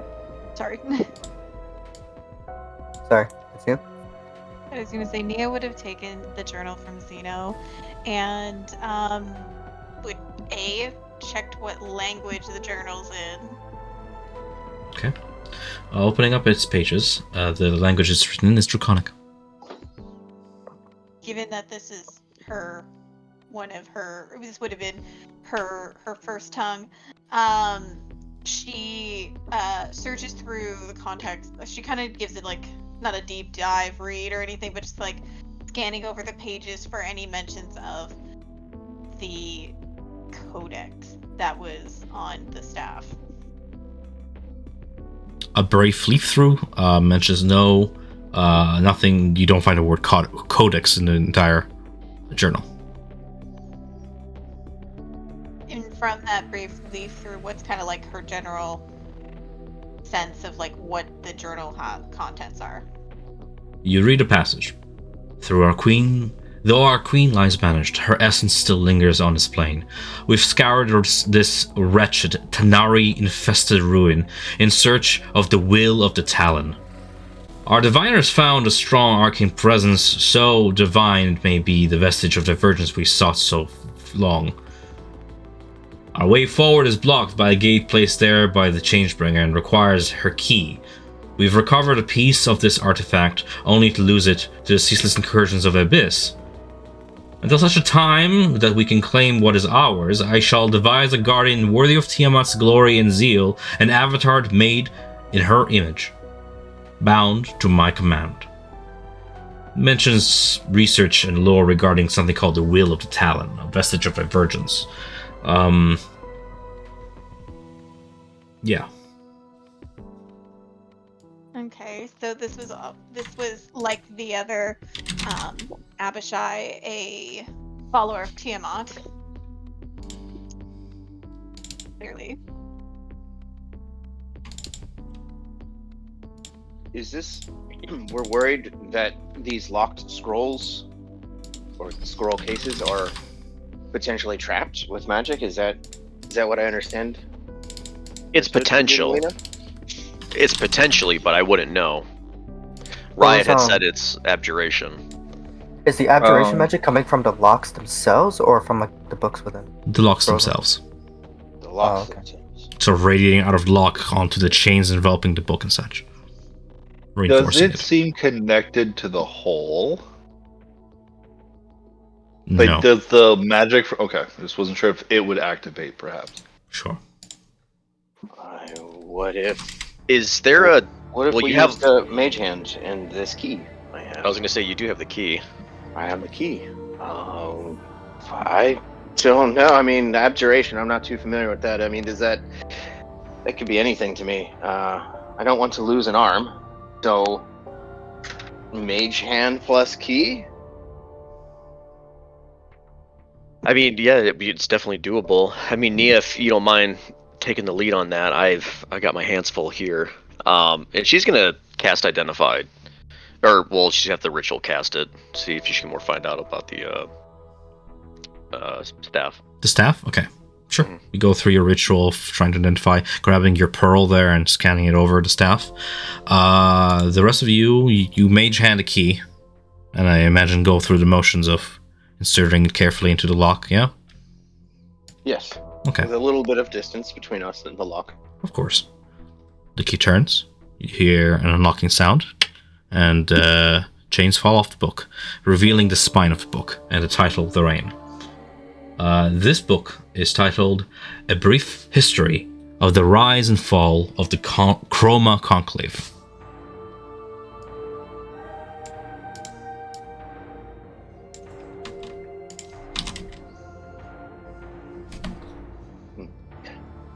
You pick up the book and... How about the other lock, Nia?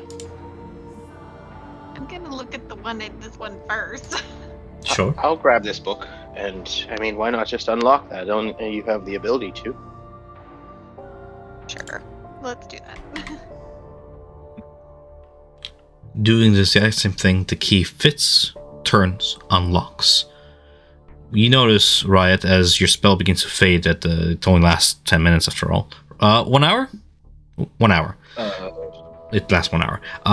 As your spell still holds, you notice that abjuration magic gets dispelled as soon as lock is turned. Okay. The second book's spine reveals Codex Draconis. Ooh. There you go. I think that one might sound a little bit more important. Definitely what we're looking for. You said there was 2 words about the wizard who to unlock the staff safely, maybe, and then find the codex. Maybe that's the codex you need. Perhaps read the book first, just in case. Which book would you like Nia to go over first? Codex. Nia will look through again, more concentrating on on keywords that would resonate with what they found in the ruins of the staff. Make me a history check. This truly massive tome features everything from text-heavy pages without a hint of illustration to brilliant anatomical illustrations to cover multiple pages. 14 history? This is the magnum opus of a brilliant wizard by the name of Gurna Blan, known for her astute observation and nigh unhealthy obsession with dragons, who sadly perished during a wyvern attack while searching for a dragon graveyard in the isolated mountain chain of Ashkeeper Peaks, Xeno's homeland. Had she not perished, she would have likely have continued revising her work as she had done for many decades beforehand. Some rarer versions have even been known to feature moving pictures, especially those of dragons in flight and their breath. While this book contains a staggering amount of information, it also is very academically challenging and quite rare to just leaf through. But such a find, you would know, probably belongs in a restricted library section, wizard's library, or perhaps the hoards of an academically inclined dragon, especially those of the blue and silver variety. And the Cobalt Soul library could stand to benefit from this addition to their collection. Nia would share with the group, and definitely, once they were finished, unless there was something else that particular that they were looking for in the book, would put it in her bag and would begin looking at the other one. Is there anything in particular that we would want to maybe gauge from the second book, or just a general, what is it? I mean, if we have the time, crack it open, see what we can learn. As much as I'm quoting G.I. Joe here, but knowledge is power. I'm also assuming that you're not just sitting there and reading a book for 2 hours. I'm assuming you're gleaming through it, so I'm giving you information that is gleamable through. Quickly scanning the second book, a brief history of the rise and fall of the Chroma Conclave. This tome, bound in what you recognize is dragon scales, consists of a rather somber description of a period of time in which the dragons ruled Taldore, the continent to the west, and their inevitable downfall where the dragons were taken down by an army of the combined forces of the world's humanoid races, right? At one point of you living through this, the script changes entirely, and in Draconic you can read a tale woven of the true downfall. The humanoid races were powerless to the dragons, but the chromatics grew vain, and the metallics could no longer tolerate their greed. Thus, the metallics aided the humanoids to stage an uprising, and the chromatics were banished to the inner planes. The tale sort of ends in this ominous note of plans for the dragon's imminent return. That's an Nia would interesting share interpretation of history. Nia would share that with the group, and at least the beginnings of the tale sounding true from her own upbringing and lore that she would. Your homeland and the homeland of Craxus, burnt by the hands of the Chroma Conclave.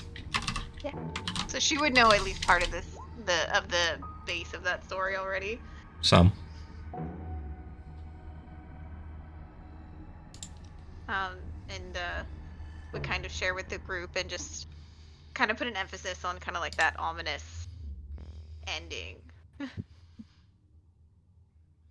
Well, they definitely wanted to tap back into the inner planes, bring them back, probably for no good deed. Well, I'm glad we were able to kind of get some insight to that. Sure. Nia and Riot, roll me a perception check real quick, because I'm just panning the camera between those of you who are more silent. You finish up your ritual spell of identifications of the staff eventually.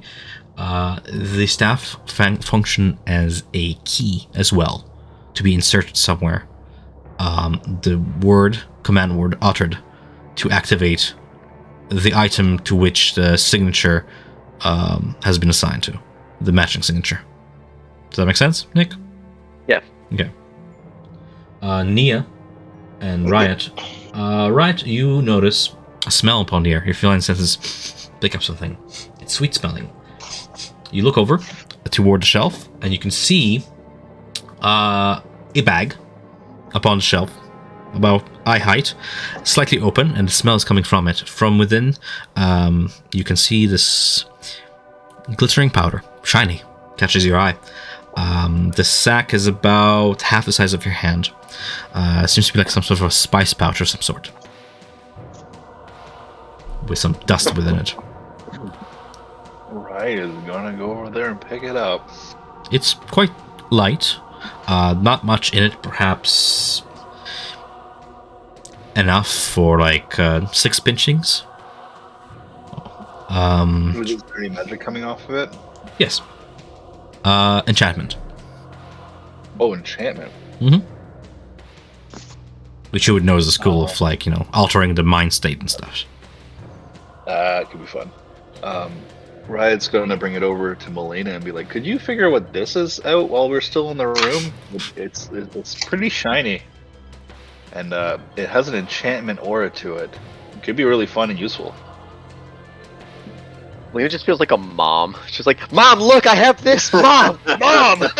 Meanwhile, in the background, Hey, Irvin. you chose to be a mom-like figure. Yeah. No. You chose to be a utility Cigarettes caster. and all. Yeah, cigarettes and Yeah. fucking resting bitch face. So, given that Riot found something shiny, he is going to be looking now through magic stuff for more shiny things and stuff like that. Roll me an investigation Shiny, check to shiny. scour the shelves. Nia, you rolled natural 20 on the perception. You find two items that catch your attention as you're scouring the shelves some more, perhaps. Vials seems to be like of botanical or like herbal medicine use. 2 of them. One contains what looks to be some sort of a sooth salt of some sort. The other one contains a pulped extract with some essence of leaf within it. Both vials are small, transparent, made of glass, that catch your attention. The both vials are labeled in the same draconic tongue that you can read. One reads simply sooth salts. The other one reads Olisuba leaf, which Holy Suba leaf? roll me a nature check if you want to identify that shit. Would Riot know what that is from all of his herbalism stuff? he read? Right. Notice the shiny powder. Fuck. I didn't know if she said that out loud. I mean, it's up to you guys. Nature's not that bad. Nature 16. Olisuba, spelled O-L-I-S-U-B-A, is the dried leaves of a tree that, when steeped to make a tea, can help a body recover from strenuous activities. Usually used in monasteries or places where they practice the martial arts. If you drink a dose of Olisuba tea, it is said to aid in long rest, aid in reducing the effects of exhaustion and such. You would know that a dose of this amount can be sold for 50 gold points. Gold points? Gold pieces. I thought GP, like points. Gold pieces is the usual market price for these. Olisuba leaf, which, here's a handout if you're curious. There you go. What was it? Another one was sooth salt. Yeah. Investigation Suba 9. salts? Right, you find books, boring books. I mean, like it's very heavily academically thick tomes that wouldn't interest somebody of your likes, I would imagine. You're free to browse them. You catch one of them, like it says something along the lines of like Celestial Spheres, a study of Exandria's moons of omen by Demish Sunlash. Never heard of the name.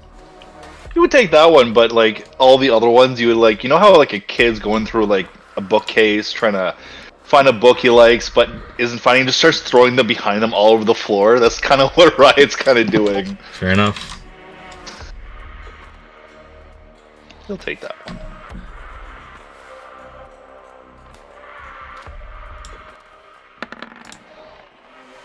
You note the Maggie's keeping watch while Irvin is just pocketing whatever little trinkets he can from that southern shelf. What do the rest of you guys do? Well, real quick, what does the Suba salts do? Or did we not understand Sooth salts?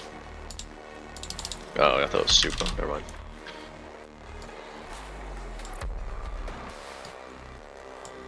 Who's investigating? Who's making the roll? Oh, Yeah. I thought Nia had Nia. done both of them. Make me a medicine check. Oh. This is medicine Good at knowledge. that. Wow, you're well read in this field here.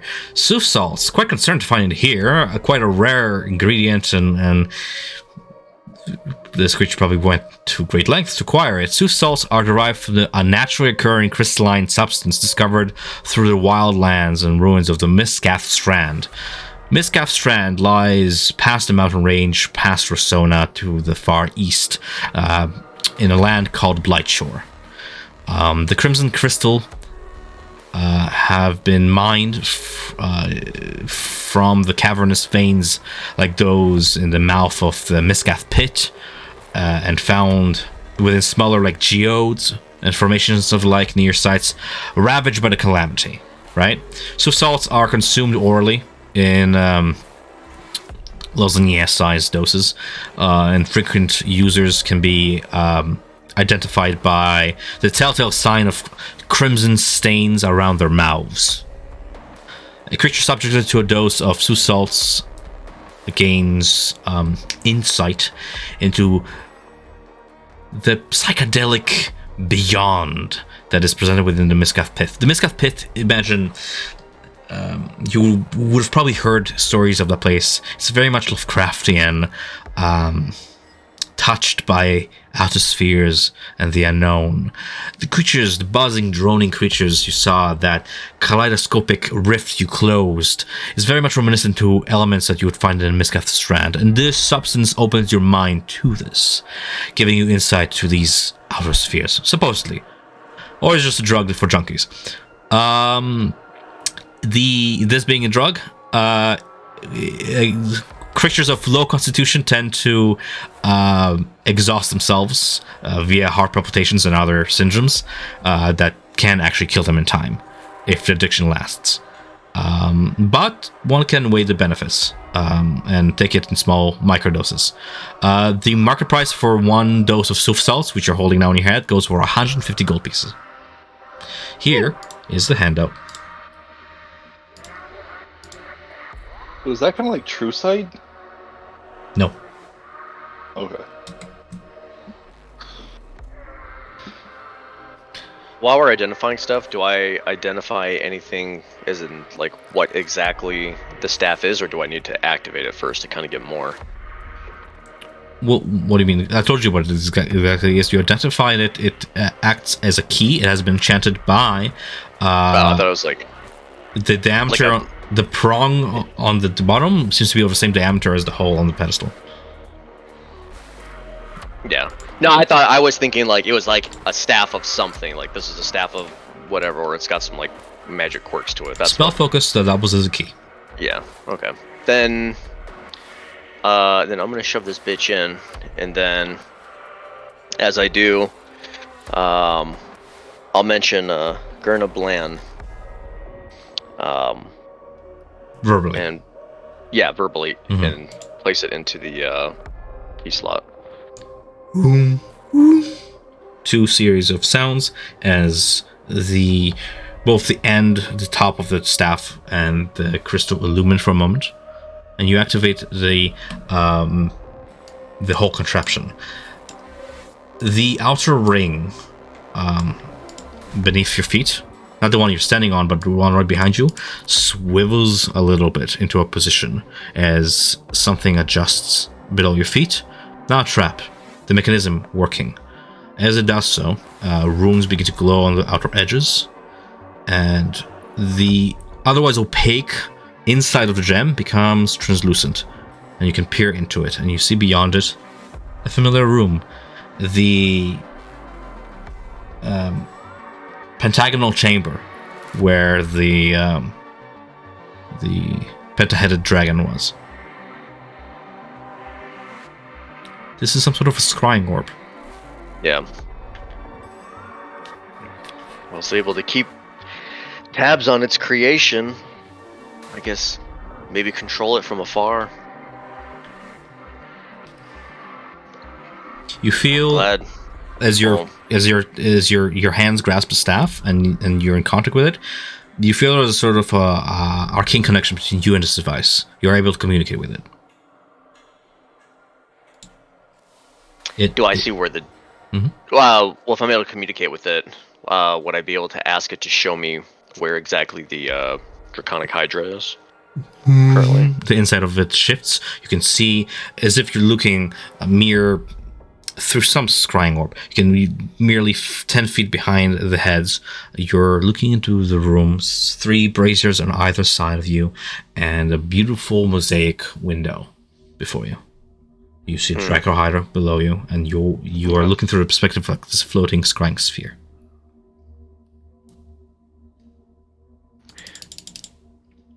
When we read that book earlier, he said that this Abishai, the blue one, that he was able to control it and everything. So does that mean that this is under my permanent control now? This. Dragon. What? You're just crying. No, but he said he was going to have the ability to control it. And yeah.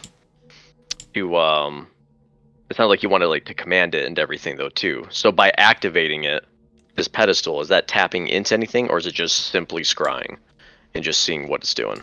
Simply scrying. Okay. You try and communicate, giving commands to the dragon, playing with fire a little bit, but there's no responsive creature, which is walking around the room, still charmed. It's not behaving like a Draco Hydra should, guarding or anything, or of its own will quite. It seems to be still under that charm effect, dazed. Well, probably would have been a good idea to maybe check this room first, but we got lucky and we used the power that we had. Mm-hmm. The dust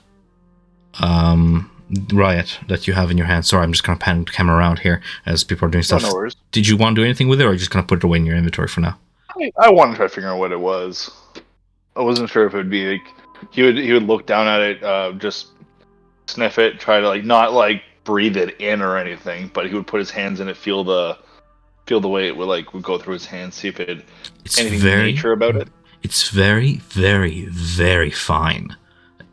You can barely feel your fingers. It's not coarse like sand where you feel the grain. It's very fine and sparkles a little bit and smears between your fingers. But aside from touch, do you do anything with it? Oh. It doesn't have a smell.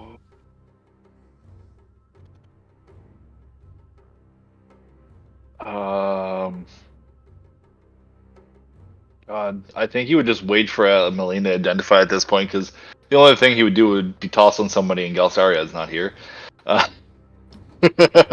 Okay. But so he would hold on to it for later. Okay, holding on for it for later till you can identify it. We have Zeno and Julian over there in corner by corpse still.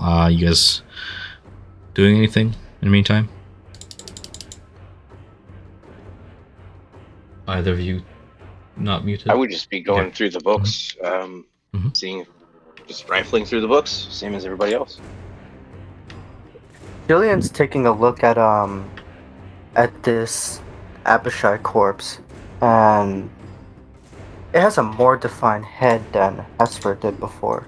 He's gonna look at his hexblade dagger. He's gonna slowly stick it into its forehead, and then just leave it there for a while other people are still while other people are still doing things. You do that. going through the books, a lot of them are focused upon the same reoccurring thematic you find, discussing this item, this vestige, the Will of the Talon.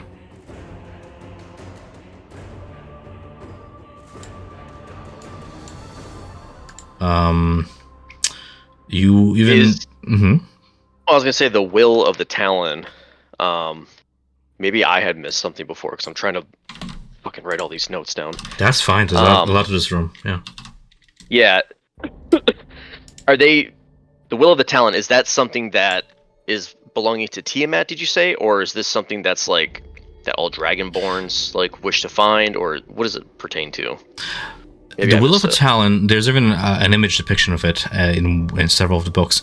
The artifact appears to be like some sort of a war pick. You see like black, blue, green, red, and white gems carved in the form of dragon heads cover this ostentatious-looking gold war pick, marking it as a weapon channeling the power of Tiamat, yes. It is described as a sentient thing, having a will of its own, a sentient, following the same sort of dogmatic alignment of the Dragon Queen, with intelligence and wisdom to it, and the ability to manipulate creatures through its more charismatic traits, right? It is so because, according to legend, the weapon contains within it a infernal fiend trapped within it, that it was required to be trapped within it in order to make it. The weapon is said to be capable of communing with its user telepathically, telling its wielder the will of Tiamat and such. It had a mind of its own to the point where it could actually perceive its surroundings, read and understand the infernal draconic tongue. Other books describe a study of its personality, this short-tempered bone devil that is actually even mentioned by name, Ashkelon. Spelled like this. It's a mouthful. Made using the bone devil named Ashkelon, that lies within the will of the Talon. The weapon is described being greedy and values a strong leadership. It demands that its wielder take decisive action to keep order in high pressure situations and to always take a fair share of treasure in return. And seems to be a lot of the study was where to find this artifact, with the hopes of the room, which you now know it was the prayer site of Vandra, being supposedly one site where it can be found. If that makes sense. Oh, they thought it was here. Okay. Yes. My God, this sounds like it could be one of those like ancient artifact weapons, but for the betrayer gods.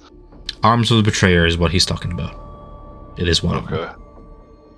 My lord, that's terrifying. Yeah, and if we were able to find such a thing and keep it from them, it would keep us on the winning side for a while.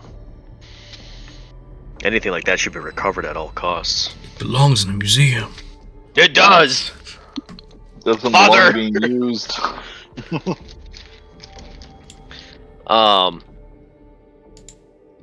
But, well, can't say it's not here, but we didn't find any evidence of it being here.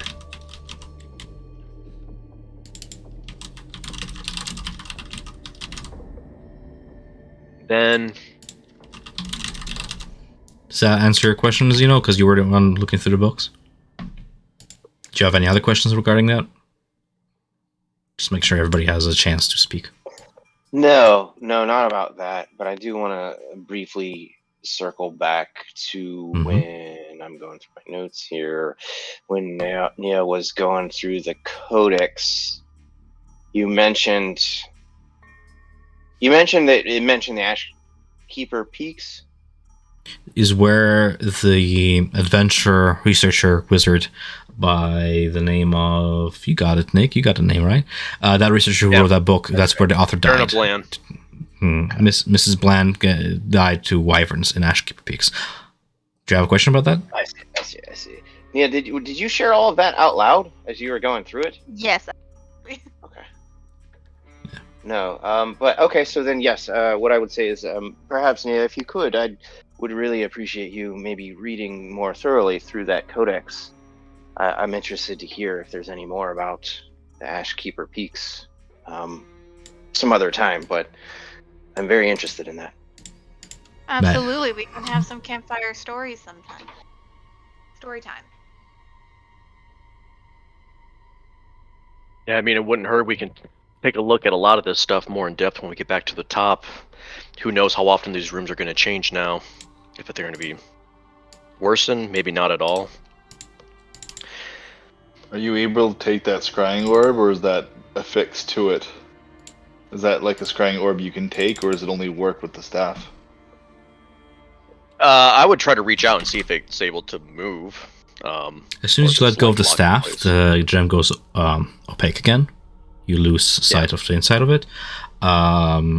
Picking it up. By the way, right, you're still holding on to the detect magic. You don't know. As soon as the staff was put in, you no longer feel the abjuration aura. Right, it got dispelled as well. This acting as a key to dispel it. So as soon as you pick up the gem. Yeah. No, just like Julian told you, no traps, nothing triggers. It's in your hands. It's quite heavy. The abjuration magic's gone.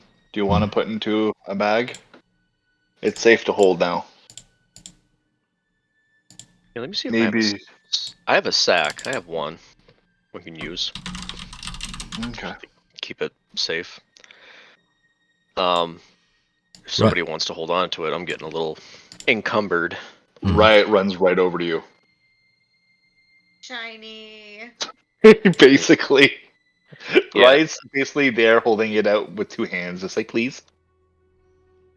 I'm going to take one sack out of my inventory.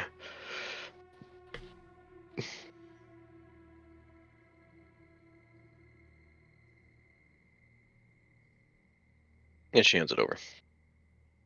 With a large emerald? This side emerald? Not sure if it's emerald, but it's a greenish gem that is about the size of your fist, yes.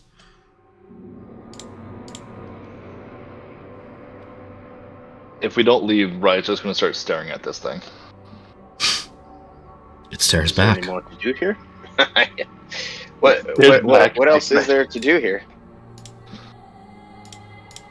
Well, no other doorways have presented themselves to us, at least that we can see or know of right now. Should you? I'm hoping. Well, go ahead. I was gonna say, yeah, you're right. What about, could you leverage that scrying orb while we have it here? Could piece everything together and maybe scry around Betrayer's Rise a little bit more, see if we can't figure out where to go. In terms of wanting to go, like to find other treasure, or in terms of wanting to get out? Anything. Other, I guess, treasure, mysteries, potentially another rift. That would be phenomenal if we had the ability to close down another rift before leaving this place. But we do have the. In order to find one. Excuse me, I'm eating like hummus and pita right now. We can take a break if you people need it, by the way. It don't matter to me. Just in case anybody needs to grab a drink or anything. And that will give you time to also think if you want to call it here, keep your delve, make your way toward the exit, whichever. I fucking completely forgot what I was going to say. God damn it. I should have wrote it down. Well, excuse me. It's shutting down the rift. We have that disc. Hold on, let me look it up. Let me find it in my notes. I don't have the name, but it's an abyssal anchor. Yeah. It's still functional, though. It's not destroyed. If we want to destroy it, I'm hoping that it'll close the rift, but dear God, please do this if we are to when we get out.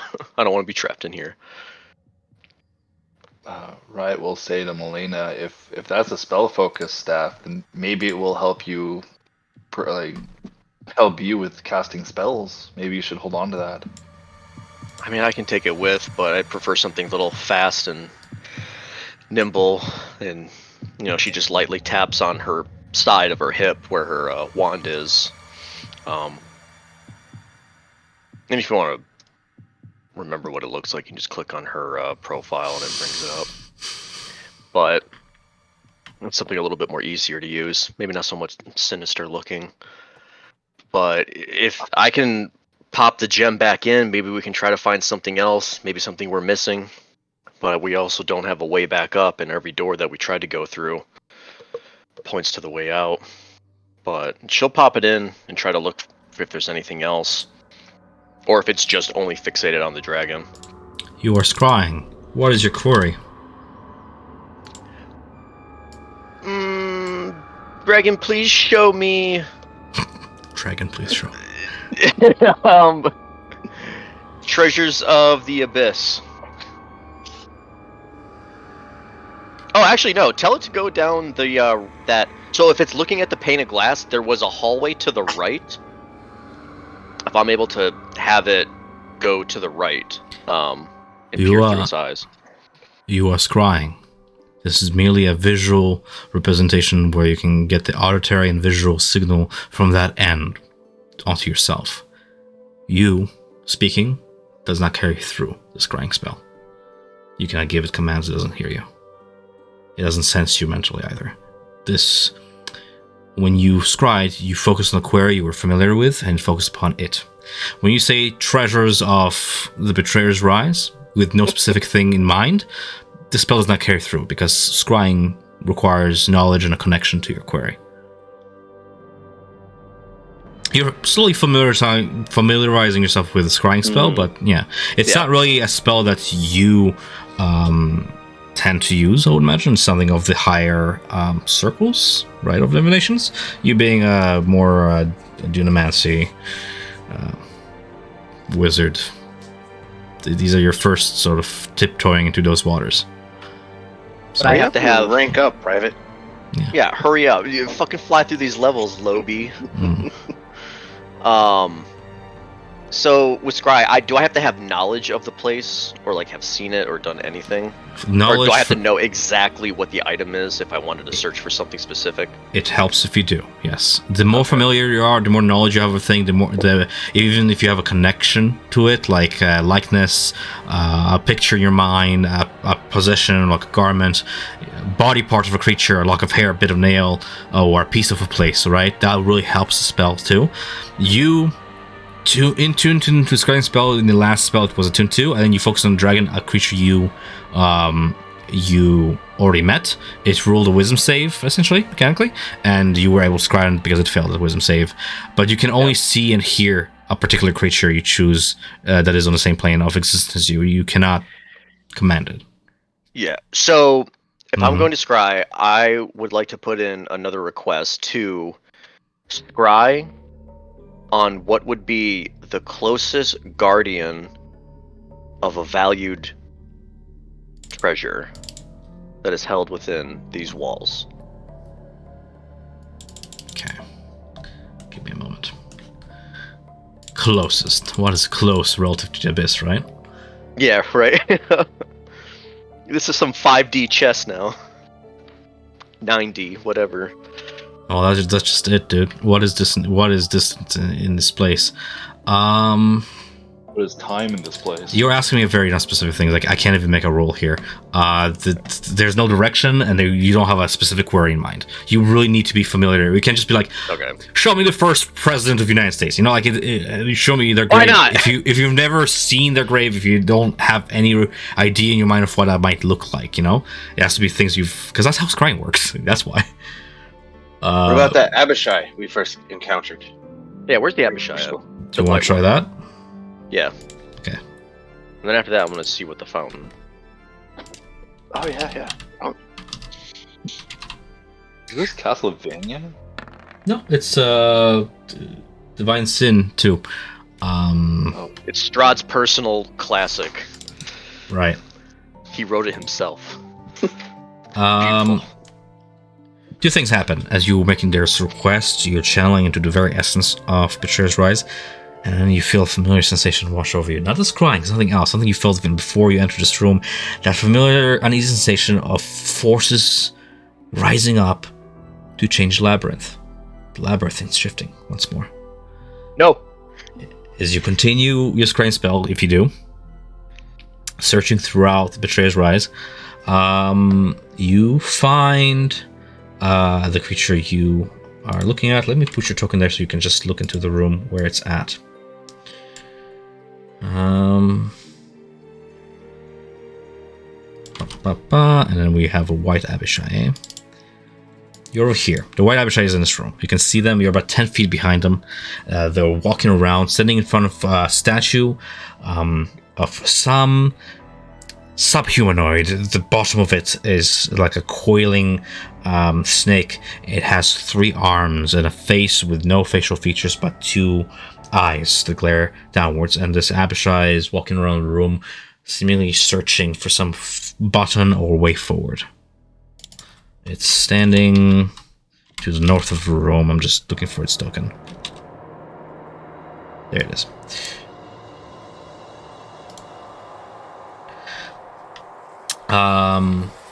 What else can I tell you about this room? Okay. Going off my notes here. Your senses, hearing and listening, to the west is a closed arched door, and to the north is a hallway flanked by 2 statues of that swollen, worm-like bodied abomination I was describing, right? The hallway past those statues is lined with like dozens of curved, quivering blades and ends at a set of double doors. Mounted above this set of double doors is an 8-inch tall canister made of translucent crystal. You'd be here in your perspective because that's where it's standing. Does that make sense? Yeah. Relaying all that information of what I'm able to see, try to do it with the great detail as I can. It's definitely a place that we haven't mentioned before, but it looks like the Abishai is trying to work his way through this place, leaving behind what we saw earlier, whether if he'd succeeded or not. You look at the Abishai. One hand is black. The other one is interlaced with like these green and blue hues, crackled with lightning and steeped with that ecory poison that falls and sizzles onto the floor like acid. The most of it is still white. The wings are white, the frills, but the arms have changed, and you can see it like sort of swivel around to face where you are at. It's looking through you. Heterochromia, 2 eyes of 2 different colors. Was it like that before, though? No. Okay. Then it's trying to ascend or change itself.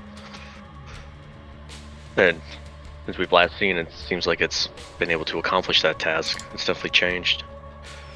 Does it look like it's... You said it's trying to find, like, a lever, a button, or something to open these doors through the way through? It's searching the back of the statue, yeah. Okay.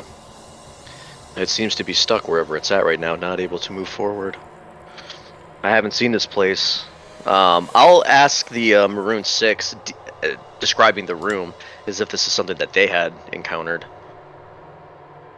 Maggie nods. That sounds familiar. We've been through a lot. But the blades, we had to pay a blood price to pass through there. As if you had to give your own blood for something? She nods.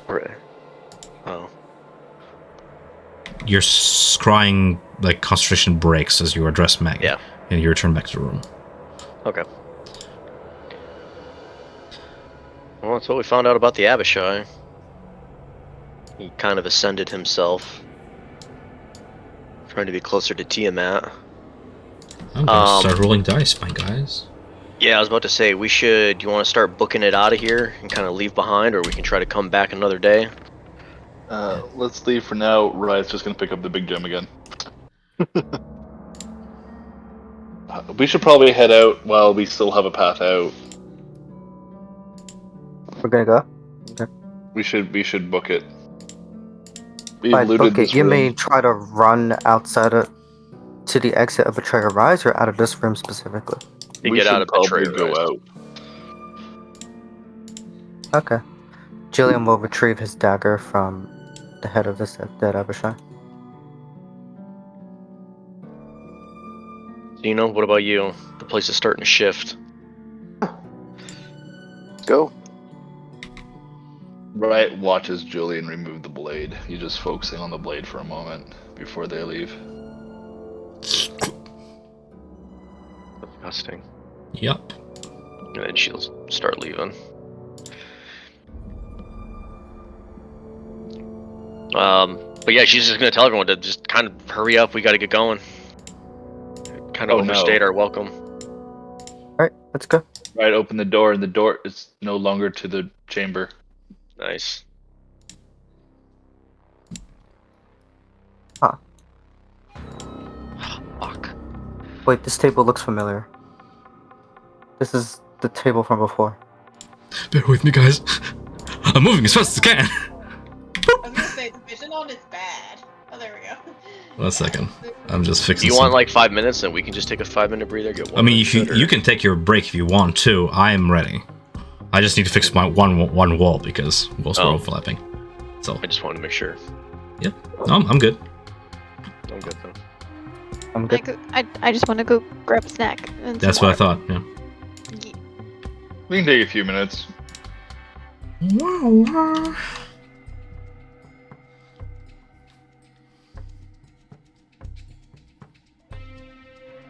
I'm so happy I didn't get Riot swatting the freaking little horde bug because I almost had him squish it.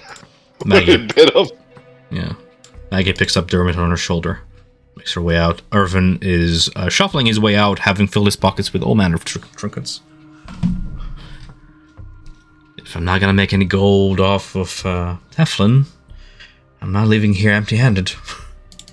You find something interesting? Oh yeah. Like what? Would you like to know? I'll show you mine if you show me yours. Hmm. Nah. Aww. No. You saw how you fucking staff those scrolls into your bag right away. Like, no. You want to read my scroll? No. He's not a spellcaster. He has no use for them. He probably will have a hard time pilfering them. Not pilfering them, fencing them. Pilfering the scroll that's in his hand. Nick, are you there? Yeah. I'll be real with you, dude. Above the table, you're like... I don't want to waste your time. There's not much to this place. That's fine. Just tell me. It's an infinite abyss. It's more encounters. It's harvesting monsters. But look at the room behind you. You guys learned some things, but even having learned some things, nobody's asking any questions, right, about what you're discovering. So you're not expanding. So it's going to be more exposure to more things to the point where your notes are going to be like widespread. And personally, I think it's not fun. If you want to save time, I can save you time and just tell you that, like, going onwards would invite further danger. But I don't know what if you don't know what you're looking for, then I don't know if you'll find it. You know? Yeah, I just know you pack everything like full of lore and stuff, so I don't know how deep I have to go with a lot of stuff. So that's why I just go with broad spectrum. There's more of it if you so choose. It's just that, like,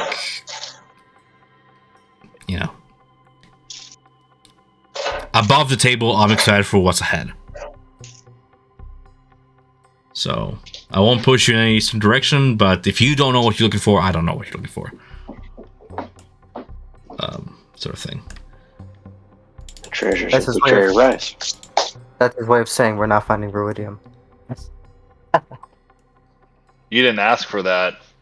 And you also didn't ask for anything about Elixion either. I just don't know.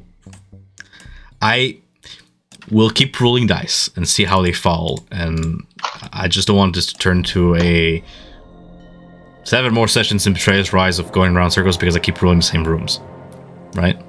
Because at the end of the day, not to ruin your immersion or everything, this is a game, right? Like I only have so many options. Right. If that makes sense. But I'll shut up. I'll let you guys decide what you want to do. I'm just trying to save you guys time. I think we're leaving, are we not? I think we are trying to, yeah.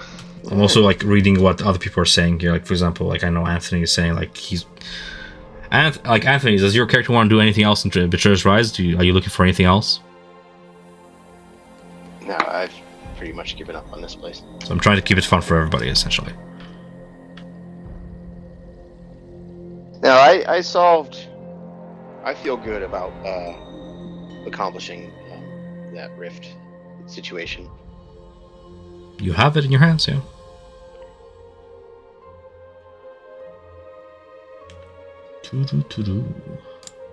Just like on the fly changing the map though, that's like brutal. I welcome the challenge, but it's just funny. I'm like, oh shit, they're opening the door. Ah. I'm guessing my detect magic probably would have fallen by now. I would say so. Yeah, we've played for more than an hour. I gave you the benefit of The room. Everybody doing their own thing, so we're just sort of like holding time for each character a little bit. But yeah. You can take the radius off my character. I don't know how to do that. I got it.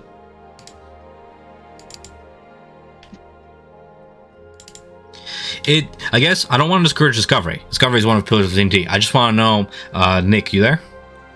Yeah. You said you were like going for like lore and stuff. Like, are you looking for like Elixir lore? Because you were discussing that in chat. Like, oh, I'm looking for like more answers regarding like Elixir and stuff. No, I was just looking for stuff because I had someone say like, check on the Abishai. So I was like, all right, cool, I'll go check on the Abishai, see what the fuck he's doing, because we haven't seen him in a while. And then Neil's going to say the fountain, focus on that, see if there's anything maybe I can find my way with there. I'm literally just rolling with the punches. Just fucking tell me above. Just say like, you're not going to find anything, it's fine. Like, whatever. I'm telling you, I'm saving you time. Like, you're asking me for the Abishai, and there is potential with the Abishai, but you guys are not telling me intent. You're like, we're just going to check on him, just for funsies. Okay, well, he's there. Why get to him? I try to get information out of him. You know, like, is there a goal? You know what I'm saying? Is there a goal in mind here? It's important. I think it's helpful to at least use it as a means of using the scrying, but also perhaps the vision would create a motive to find him, and based on what happened and transpired, there is no motive to find him. You know, that's what I'm saying. If he was in a room full of gold and all these glowing weaponry, yeah, maybe we should try and go look for him. But given what we heard, I don't really have a motive. So maybe that answers your question. Yes. We didn't know what we were looking for until we had a little bit more information. Yeah. I don't know what else lays here, so I just want to go spy on everything. Just be like, yo, what the fuck's going around? I will be frank with you above the table. I will be frank with you. I prepared what I heard from party when we last were discussing what we're gonna do. What we discussed is we're gonna go back once we came, see that one door that we missed, and then we're gonna head out. So I prepared that right above the table. That's what I did. If I was aware that you guys wanted to go for a whole dive on Betrayer's Rise, like a whole new one, I would have prepared like a whole new map. And I can't, because the abyss is infinite. I can keep doing this forever until your resources like run out on you, TPK, right? I could, but it's up to you guys. I'm just trying to save you guys time, and I'm excited for what's ahead. Gotta ask yourself, right? Like, why did you venture to Betrayer's Rise in the first place? Did you accomplish that? Yeah. That's it, right? I guess it's kind of water. Yeah. We'll just continue whenever Macon's back. I'm going to keep my headset on me so I can hear what people say, but yeah, getting some water. You've been Betrayer's Rise long enough to know that like further exploration might have you come across something that will be powerful, more fight, right? And that's fine if that's your goal. If you're just here to eradicate the forces of Abyss. I just don't know if that's what the whole group wants, and I'm looking forward to what's ahead. So I'm just trying to save you time. That's it. That's all I'm saying. I don't want to mumble. I hope that's okay.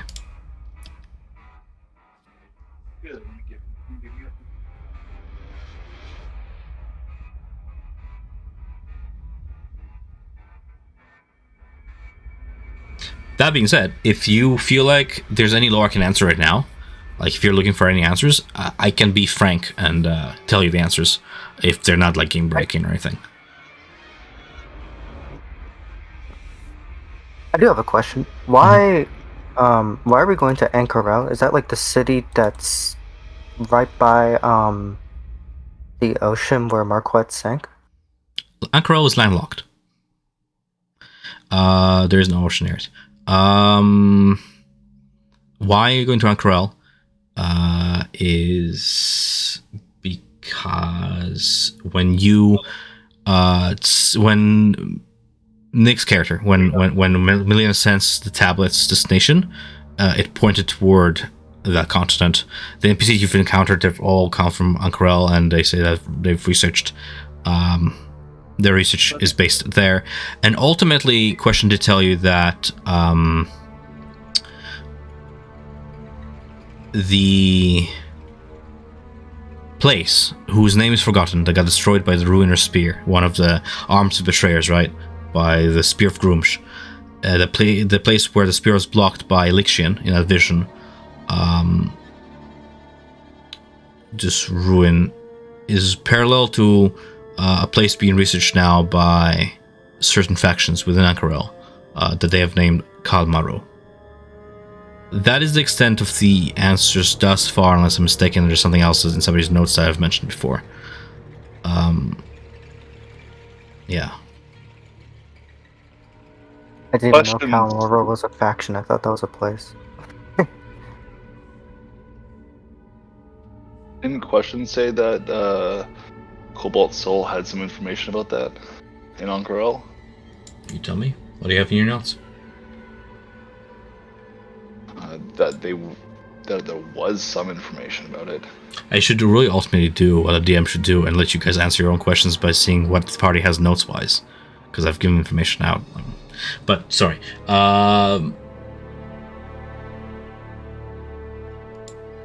My notes are all messed up. This Yeah, is my first actual campaign, so my notes are like all sporadic, and I've actually forgotten to save one, so then I've written down what I remembered, so it's a lot less. I'm getting better at it, but You can always watch Tom's videos to like get a refresh on things. That's what I did when we were playing Descended to Avernus. I didn't even take notes. I just rewatched the videos for the plot.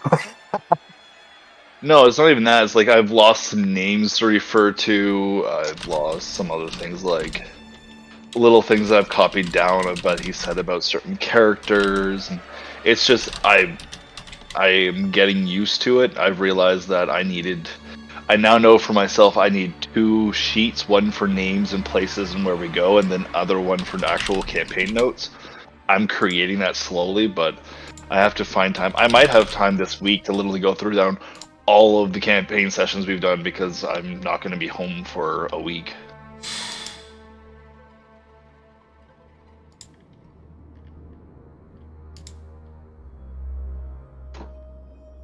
I do something similar. Just filling the silence here. First of all, with where I yeah. have notes for peoples and places, and then sort of like notes on activity. It's easier to go through that way. To answer your question, Julian, you had Prolix Youssef offer you help with his faction, right? To further this research that you are regarding the jewel and such. Question offered you the Cobalt Souls help. And I mean, like, what this whole entire spirit quest of yours is? This is just following divine forces that cannot be ignored, right? And all those forces point toward Anchorel. Gotcha.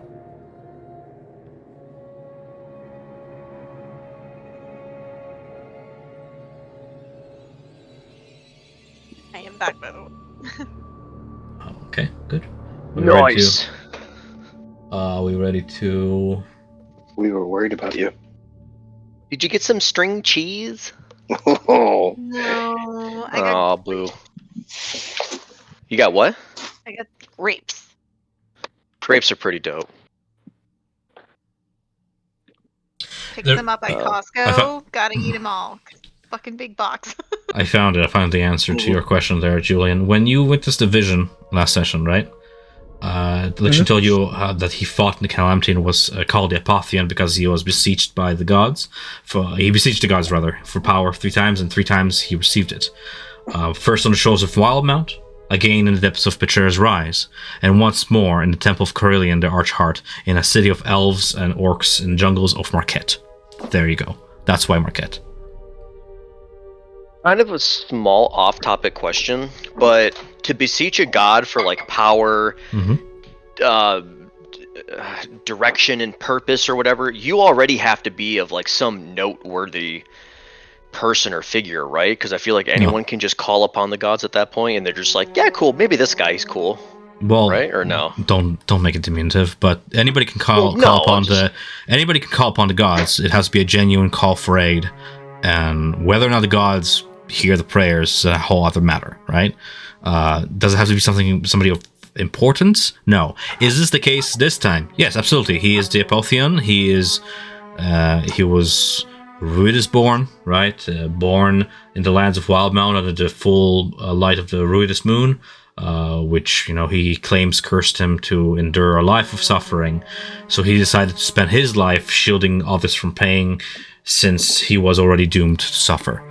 The path he chose in life led him to this elevated state of being a champion of the gods. He chose to get himself there, and certainly that might have helped his case, yes.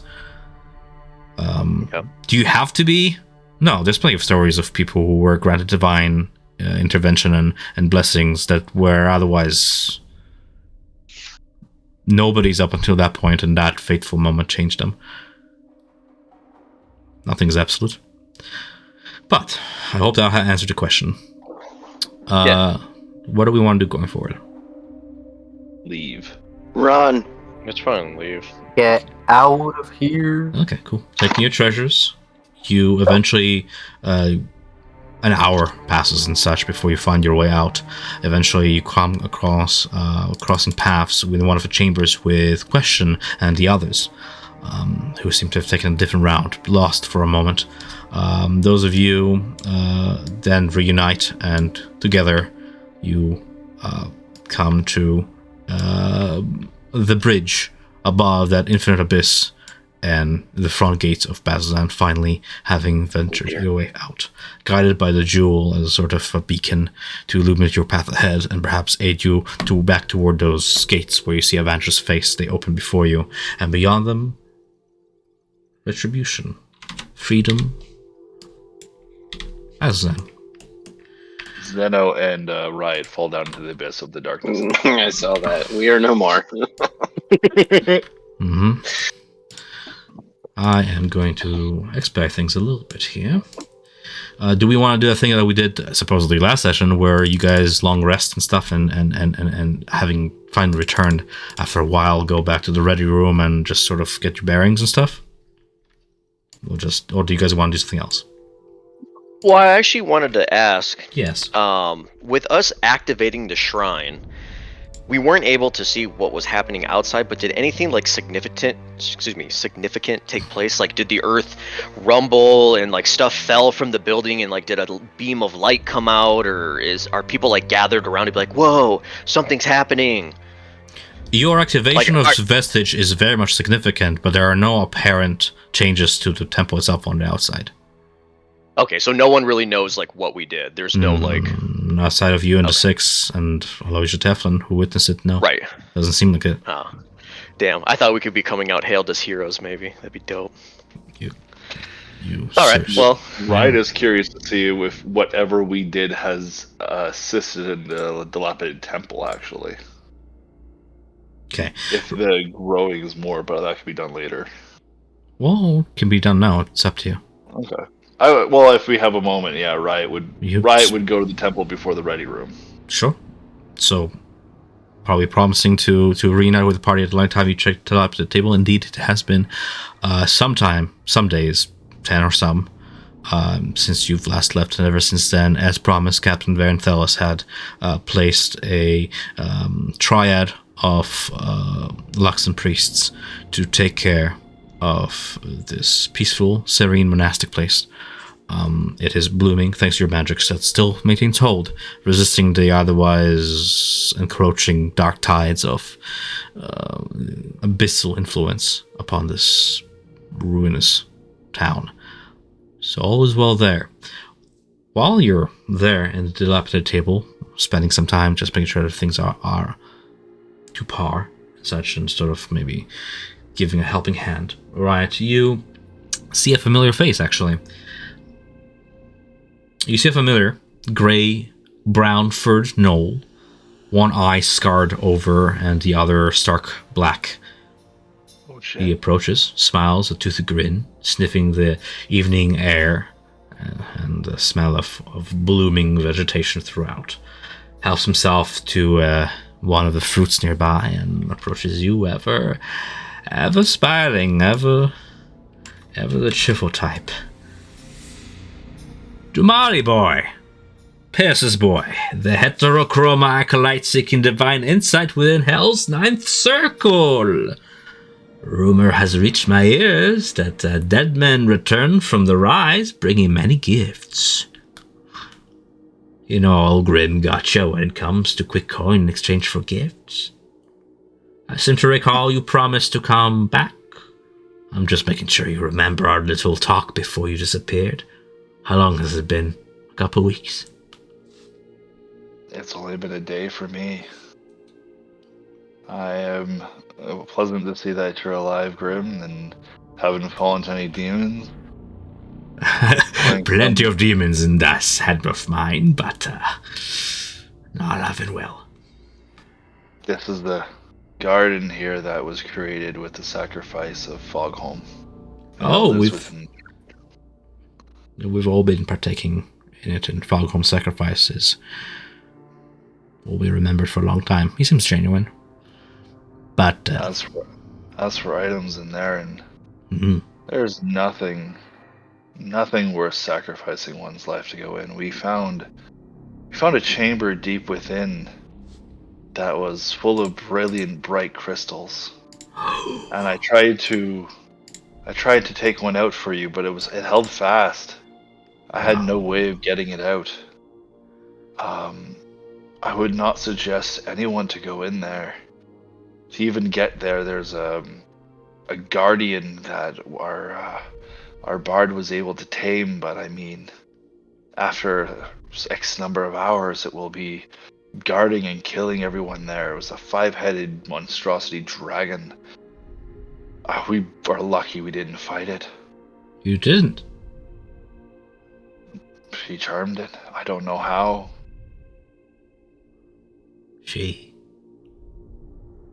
Interesting.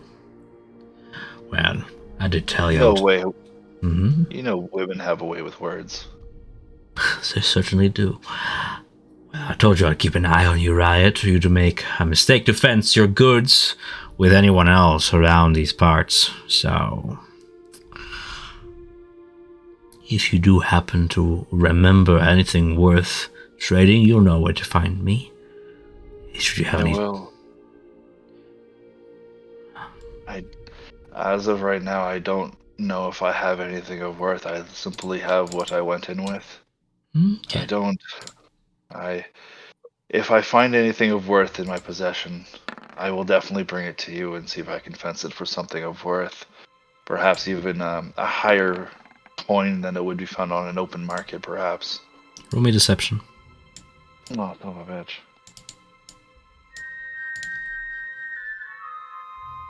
I gave so much. Deception. I have no idea what I rolled there. 17. 17? Yeah. I did do you that favor, if you recall. It wasn't cheap, delivering your will all the way to your dear sister, finding her address, her whereabouts, out in the wilds. But we managed. We surely did. We know where she's at. Take that as you will, as he says, "Are you certain you got nothing for me? No candy, no treasures plundered from the deep mountain black." Right, we'll pull out the vial of Rudis's water. Now we're talking. See? Just have to put your mind to it and put that brain into gear. What's this you got for me? I don't know. All I know is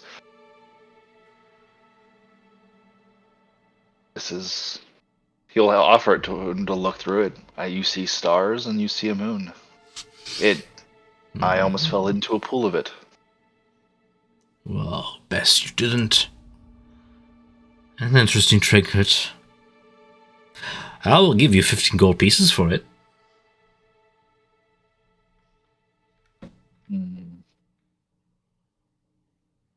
You'd be wise to accept. 15 gold pieces and one of your strong vintages of alcohol that can help me forget what I've lost in there. You want one of those, you know where to find me if you want to purchase that. Otherwise, I recommend going to the ready room. They have plenty of that lying around. Swill and such. I'm afraid that my stock is packed away by those sailors. They have picked me clean. Come on, Graham, I know you. You wouldn't sell everything. You'd always hold on to at least something for yourself. He doesn't seem to be carrying any on him. No, I meant in his storeroom. I don't mean on him. You might find some there, but he's offering you 15 gold pieces for this vial if you don't get, if that's what you want to pilfer. Again, not pilfer, fence. For fence, yeah. I'm just saying what else. Oh, my headset's gonna die soon. That's fine.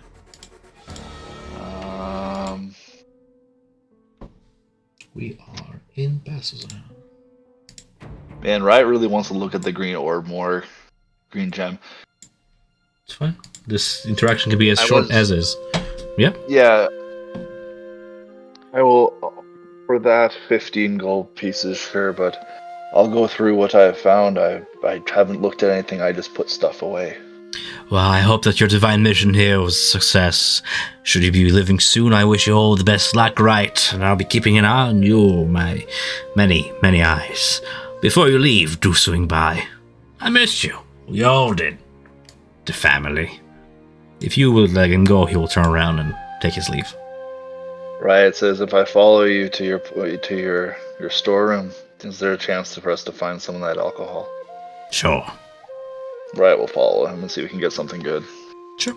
In time, for parting merely 3 gold pieces, you find some swill of mediocre quality that he stores nearby should you wish to drink by yourself versus being with the party. Oh no, he's gonna take it and then go back to the party. 3 gold pieces, easily done. A bottle of 12 gold pieces. of that Lionette wine from the Sweet. the western reaches of the empire. That is some good stuff. Mm-hmm. Fair enough. The rest of you then. We would just make a gesture to be like, we literally just come out of one of the fucking places of hell, and this guy's already up our ass. Like, God, give us a fucking day. We go to the ready room and just have a drink. I want to take a hot shower Yeah. and lay on my bed. Yeah, I need some rest myself. I'm not feeling very well. Familiar smell of Very well worn char down. stings your noses. Char stings your noses as you make your way toward the ready room. It seems that another incursion has left the nearby neighboring buildings absolutely burnt. Half the edifice collapsed. A little bit of that smell also emanated from the inn itself, but it seems to be standing for now. Melina, Zeno, Driftglobe, and Shimmer if you want her. Shimmer's gonna be in the bag. Right. Your mule is still here. Somebody has been taking care of her. You can see that water is provided, and somebody has been cleaning up for her. She's still hitched up and stuff. Somebody is not letting this animal starve. Hitched up for 10 days. Well, not. Yeah, as in, like, somebody has been using the cart. Like, not. I'm sure this animal was not hitched up for 10 days, but somebody has been using your cart on your behalf when you were gone. Motherfuckers.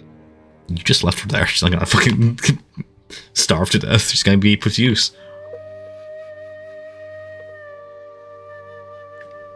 Oh, that's where I'm. Jesus. I was like Sorry, yeah. at the top of the map. Yeah, no. I just didn't scroll down. Bottom Just a floor, dummy. yes. Yeah, I'm a dummy. So yeah, pulling up and everything. Before walking in, Lena will just want to say thank you to each and every one of you. We had a lot of hardships. I kind of sometimes didn't think we were going to make it out of there, especially after resting, but we pulled through and we were able to come out stronger. We were able to know more about Elixion. I want to find as much as I can, and I want to... Hopefully you guys will be there till the end.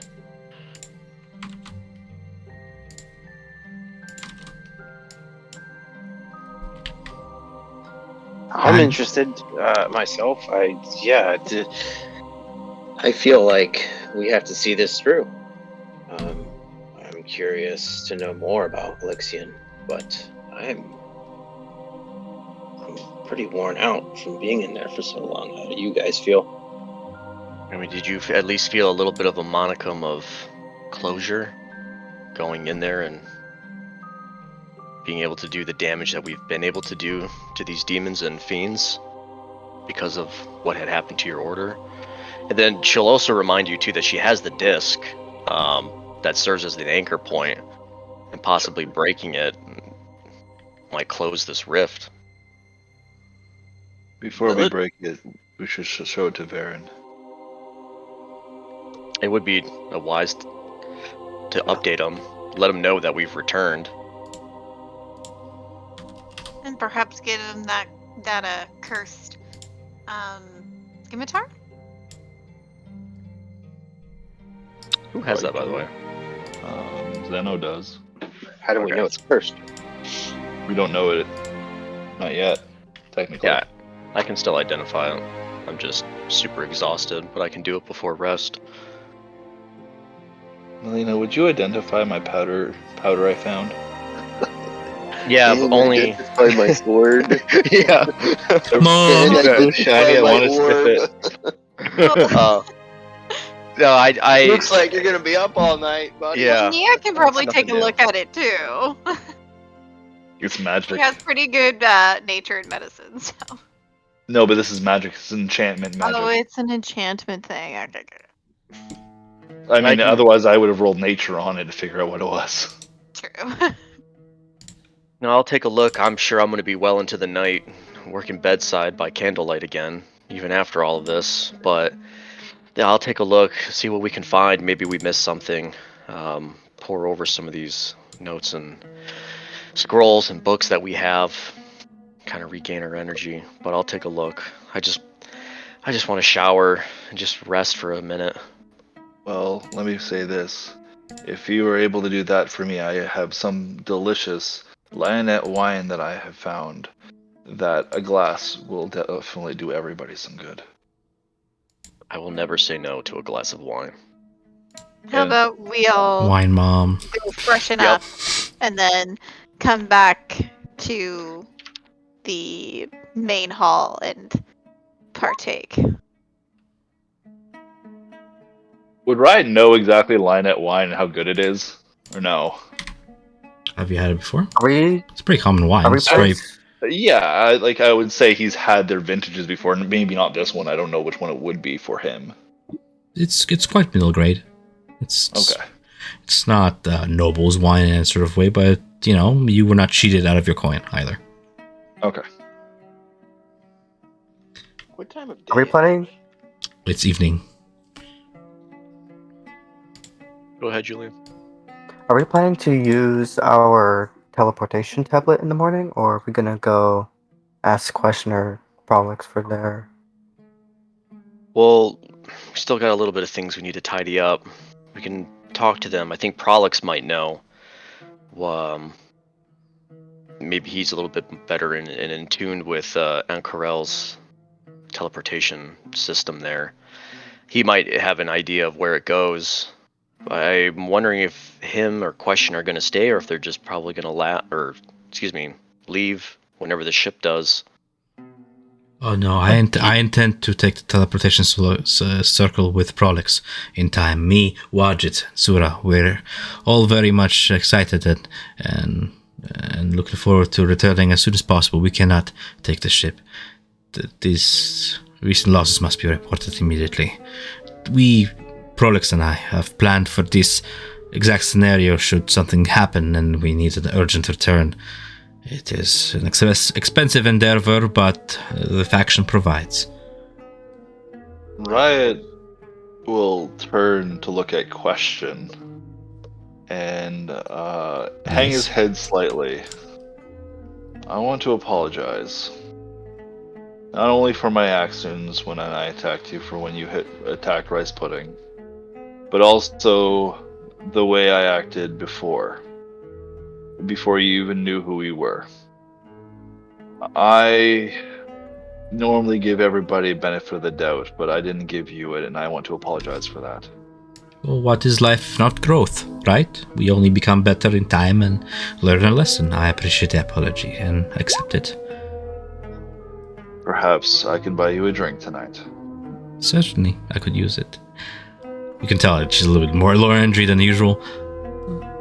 Is there Yes. Is there a limit to how many people can go through the teleportation circle? I feel like I remember that being There's a a thing. time But limit. looking at the handout, 6 seconds. there's a time limit. Not You have 6 to 10 seconds before the circle pretty much vanishes. So as many people as you can bum rush into it. That So being said, Prolix has one then. so question, I'll repeat something I said. It's fine. I said it over Discord chat and said it in session. She says that since she witnessed what happened at the Avenger site,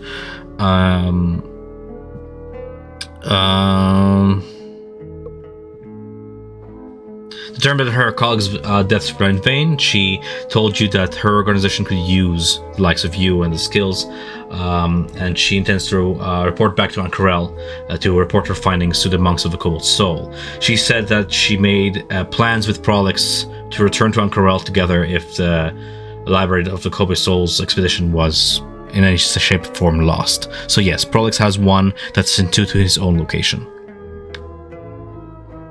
I might be willing to hitch a ride. What time are you planning to go? As soon as If possible. It's tomorrow. I would not leave without you, but if we could expedite this, that would be great. Well, let's freshen up. Let's get a little bit of something in our bellies. Maybe get a drink, but we'll have to be quick. We'll have to tell Theron that we're back. So, you know, if you want to end the anchor point. Are you guys walking into the inn, into the second floor and stuff? Yeah, that's Yeah. fine. Do I just Taking the literally elevator bring- up, you're over here. No. I mean, it said it served as... Hold on, I gotta go back to my notes.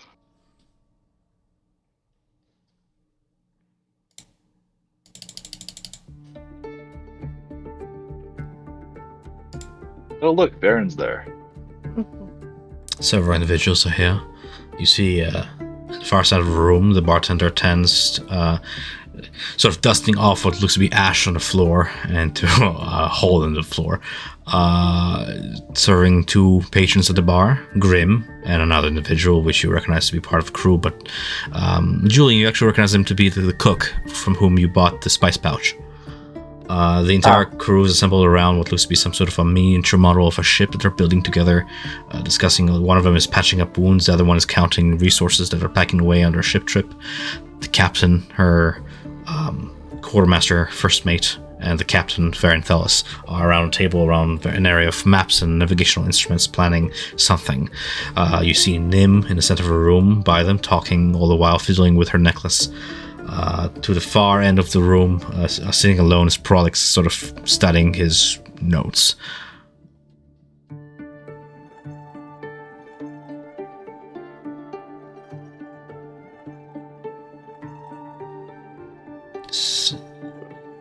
Yeah, hold on. I'm just getting a couple notes written down.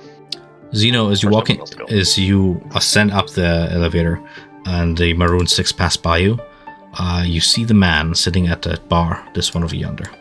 This individual turn to face you, and he actually nods upwards in that way, like how guys say hello without saying words. He nods upwards toward what's up sort of way, and sort of ushers you to sit beside him. Do I recognize this person in any way? No. You recognize them being part of the crew of the skyship moored here, but I don't think you've interacted with this individual yet. Let's see. Is that Baron there? Or That's fair and tell us, yes. I'll work my way over there and let everybody know this patron over there sort of caught my attention. I'm gonna see what he has to say. Right will follow Zeno. And I'll have a seat next to him. Okay, give me 2 seconds here. Do something. You have bored me. I get up and walk away. You're funny. Right will sit next to Grim. There you go. You guys are buddies. Mm. Well, if you say so. As you cross the room, Zeno, you hear murmurings. You note the stares of some of the... One second, I gotta charge my headphone. Yep. You note the stares of some of the patrons in the room as they look at you, Zeno, with that cautious... Did you guys hear me, by the way? Hello? Hello?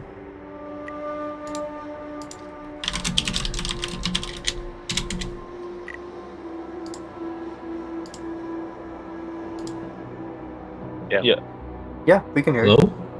Yes. Yep. Yes. Uh-oh. Is Tom breaking up? Oh, now you can't. I can hear him. Can you not hear us? I think you can't hear us. So suspenseful.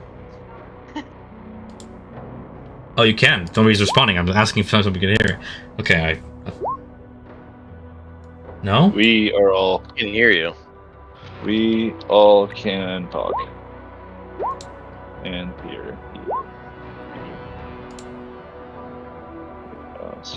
However, the video quality Can of you hear your me stream now? right now is way behind. Okay. Zeno, as you make your way across the room, you note the stares of the patron in the room as they look with you.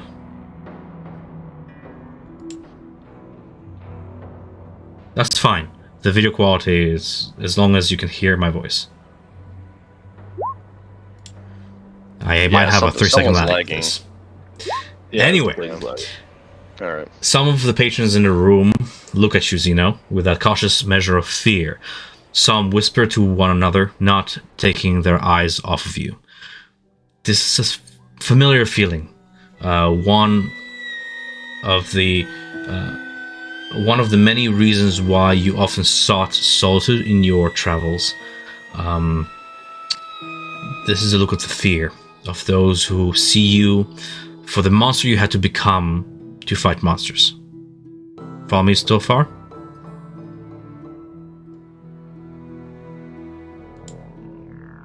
Anthony. Yes? Can you not hear me? We can hear you now. Yeah, Yes? I could hear you, so far? but he had asked you. Yes, but we didn't hear you respond this time. There's something going on with Discord because I am on point with responding to you guys. Okay, I'm just making sure that it's coming through. Okay. You approach this man. He looks to be in his late 40s. A dark beard barely hides an old set of scars on his chin, where a blade has found purchase years back. Visibly hanging from his neck, you see is a symbol of the matron of ravens, a goddess of death and blood. It is shaped like a white raven skull, enveloped by like a set of black feathers. His clothes are plain, dark brown, and had he not just like slid a tankard full of drink your way, you would have likely like not even heeded him or paid him any mind.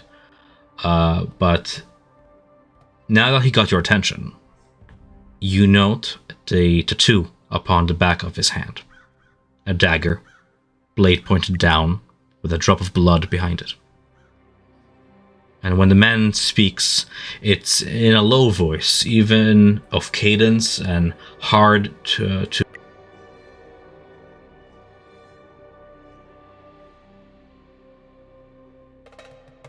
Your name is Xena, right? The Wolf of the Rises Gates. War spread fast. You sure left an impression on the local guard. It's not every day one hears of a tamed lycanthrope fighting side by side with the Watch. Mind to join me? I could use the company of equals. The name's by Soren. I have reason to believe you and I are associated with the same collective, though unlike you, I can't say I would have ever braved the taming.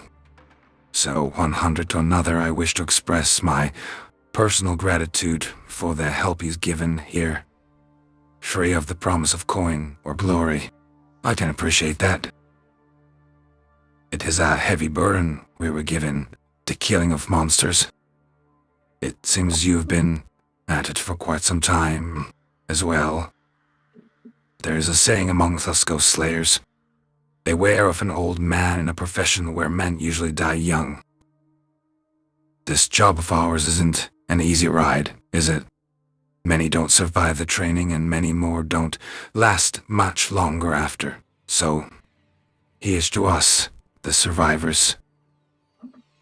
And as for them, pay them no mind, those who whisper and fear us. We're feared, yes. That is part of the price of our destiny and purpose. But we don't tremble nor weep, do we? No. You and I may be not completely human. They may see us as monsters, but the truth is, you'll need mutation to strip men of their humanity. I've seen plenty of examples myself. It's hatred and prejudice. It will never be eradicated. Witch hunts will never be about witches. To them, the key is having a scapegoat. So people, they like to invent monsters and monstrosities. It makes them feel less monstrous themselves. They feel better then. Helps them cover and justify their crimes and misdeeds. They find it easier to live. I can't blame them. What matters, though, is why we fight. Evil is evil, less or greater middling makes no difference. The degree is arbitrary, is it not? The definition blurred. Wherever your journey takes you, remember, if we're to choose between siding with one evil or the other, best choose neither. This mentality helped me in time.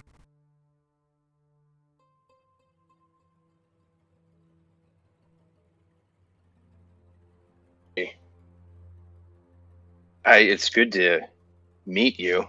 I haven't seen somebody from our kind in quite a long time. I don't fret over the scowls and demeanor people pose. Some fear, some hate. I've grown used to it. And you're right. Continue doing what's right. Fighting the evil.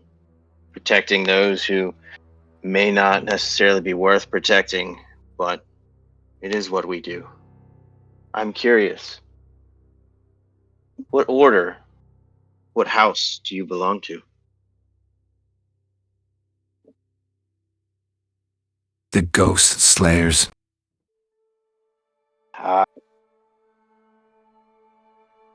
about joining that crew, but the Order of the Lycan inspired me. How long have you been slaying?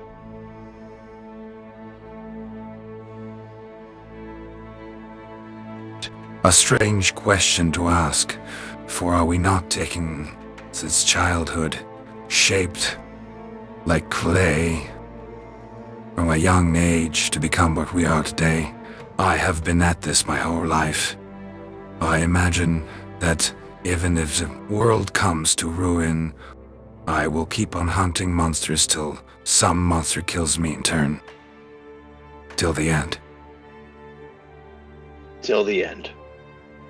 And I'll raise glasses to that.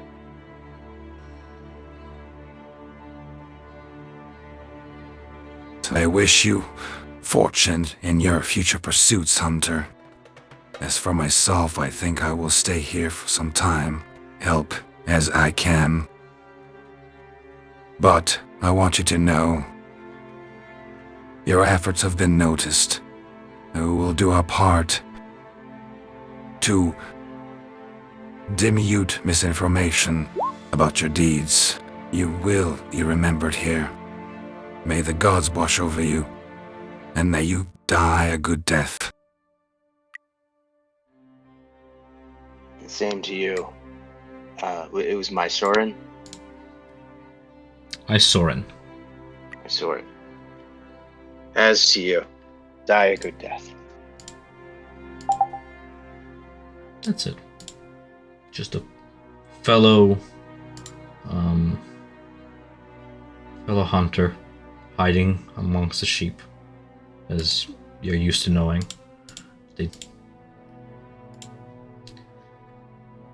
Maybe your paths cross again. But for the remainder of this night, should you indulge him, you can provide company to a fellow lone wolf. Reminisce before considering your path ahead in your pack, where this journey will take you, and what new purpose, especially with the recent thoughts that you've been going through, this the recent struggle with your hybrid form, the vestige and the impact it has upon you, and where that will take you.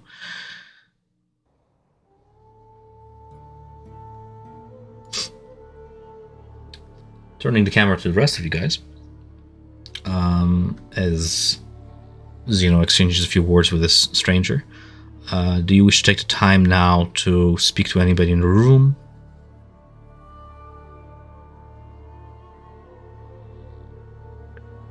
Or are we getting a little bit tired and we want to call it here? I am tired, but later in roleplay chat, Jillian walked over to Prolix's table. Later in I roleplay do chat, want to just go do to it now. bed. No, not like tomorrow or whatever. Sure. I want to go to. Yeah, if you're tired, man, that's fine. We can end here. It gives us a minute to like regroup and say like, well, hey, what do you guys like want to accomplish before the day's end? And then how do you want to go about tomorrow morning? I know that Riot will want to be part of the conversation when I think Melina's holding on to the disc. Is Melina holding on to the disc? I have it, yeah. And Megan said to also end too. Yeah. Call it, please. Yeah. I would like whenever you do the conversation with Varen, I'd like to be around for that. So if we can schedule that sometime, like I don't know, Wednesday, Thursday, or Friday, or something like that. I would love to be a part of that RP conversation, if that's possible. Certainly. It's up to the group to come together. I know we all have busy lives, but you know. Oh, I'll literally be doing nothing every single day. I'm looking at my parents' house for the next week because they're in the U.S. Nice. So from Tuesday to Friday, I'm literally just going to go to work and then sit at my parents' place doing nothing.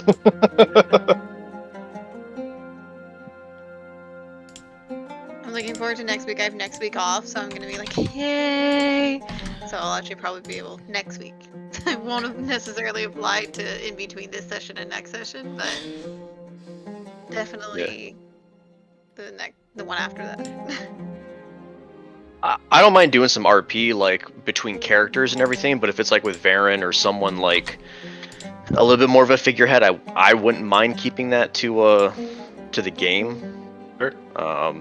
In person. If it's like plot centric, I mean, of course. But I mean, if it's just you like having a conversation with him or something, I mean, by all means, go for it. It was more us bringing forward the disc. That's Yeah. more what I was more meaning.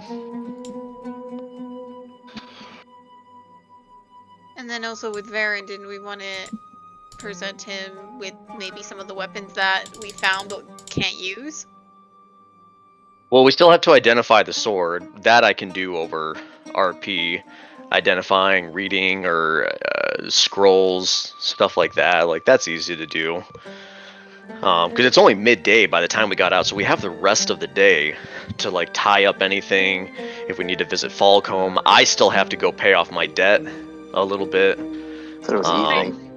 And Yeah, I I know, know- Oh, I thought it was afternoon. I'm sorry. I know Yeah, I it's had evening. mentioned it in chat there, but if we are going to perhaps take the jump there with Prolix in question, we should probably sell Penny before we go, because I very much doubt that in the 6 to 10 seconds that it's open that we can get our horse and carriage through it.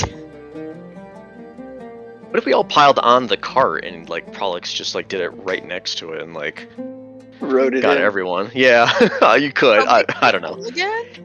I don't know. I mean that's a thing, but I mean yeah, I mean maybe the Aurora Watch could use a mule and a donkey. We're going to Ankarel. Maybe we'd have to like maybe rebuy some like camels maybe, but they're more like suited for the desert if we ever have to traverse through it. I have no idea. A mule can traverse the desert just fine. Question for the I don't group. know. I'm telling you, as somebody who lived in the Middle East, a mule can traverse the desert just fine. Question to Lorian before he goes, because he usually just leaves before everybody else. You asked me before, why do we need to go to Ankarel? And I've been in a position where I've been like this decision paralysis because I was confused by the plot. Do you have an alternative destination, or did I already answer the why? It. Okay, that's it. Question to the group. Ryan's gonna check out the emerald and see what it's worth. But would you want him to fence it to Grim? Fence what? The The emerald. double-bladed scimitar? Oh, No, the the emerald. emerald. No. We should definitely identify that first. Yeah, There's I no can. magic to it anymore. Yeah. There's none anymore? It lost the divination magic? Oh, it was just a scry, I see. It was a scry in there with the key, right, Tom? Like as soon as we took it off the pedestal, it lost its magic. What magic? The abjuration? Yeah. Yeah, the abjuration magic was protecting it until it was expelled. Yeah, but the scrying part, there was no magic. That was with the key and everything like that, with the staff, that caused it to become the scrying orb. Yes. Like after we took it, yeah. So there's no magic to it anymore because my detect magic was still the gem is a component for scrying. Oh, it's a component for scrying. Okay. Mm-hmm. Yeah. We can sell it. Let me help you with that. I think Julian will have more experience in that though than Riot does, I think. Did we Right? You think Riot has been part of the syndicate as long as Julian? I think he's been in it longer. Yeah, you can both tackle it. How about that? Yeah, we're both able to fence it. Okay. Did you also want to not- try and fence the drugs that Nia found? Nia found. Oh, Yeah, those psychedelic bath salts. There was salts, and then there was also like. Although I think we should keep the tea because I think that could be really, really useful for not tea, but the leaves because I think those would be really good for Melina if she ever gets any exhaustion because they help soothe some exhaustion. Just as a reminder that the vestige of divergence has changed to its original form, so that ability that gives million exhaustion is no longer an option. I'd like to RP that though too, because I'm pretty sure that if you're like wearing the amulet and we were to try to tap into that power at some later point, we'd be like, whoa, what the fuck? Like we don't have it? Whoa, what's going on? So it'd be nice to kind of like, if you wish, figure. It's also a game with like, if it doesn't hurt your immersion, we can just keep going, you know? Yeah. My power has overcome all of you. I think that would be really bad. Like, say, like, Nia, like, comes across, like, another, like, giant beast and she tries to, like, charm it and it just doesn't work. It could be like, what the fuck? Why isn't it working? Oh my god, Nia got eaten. Sure.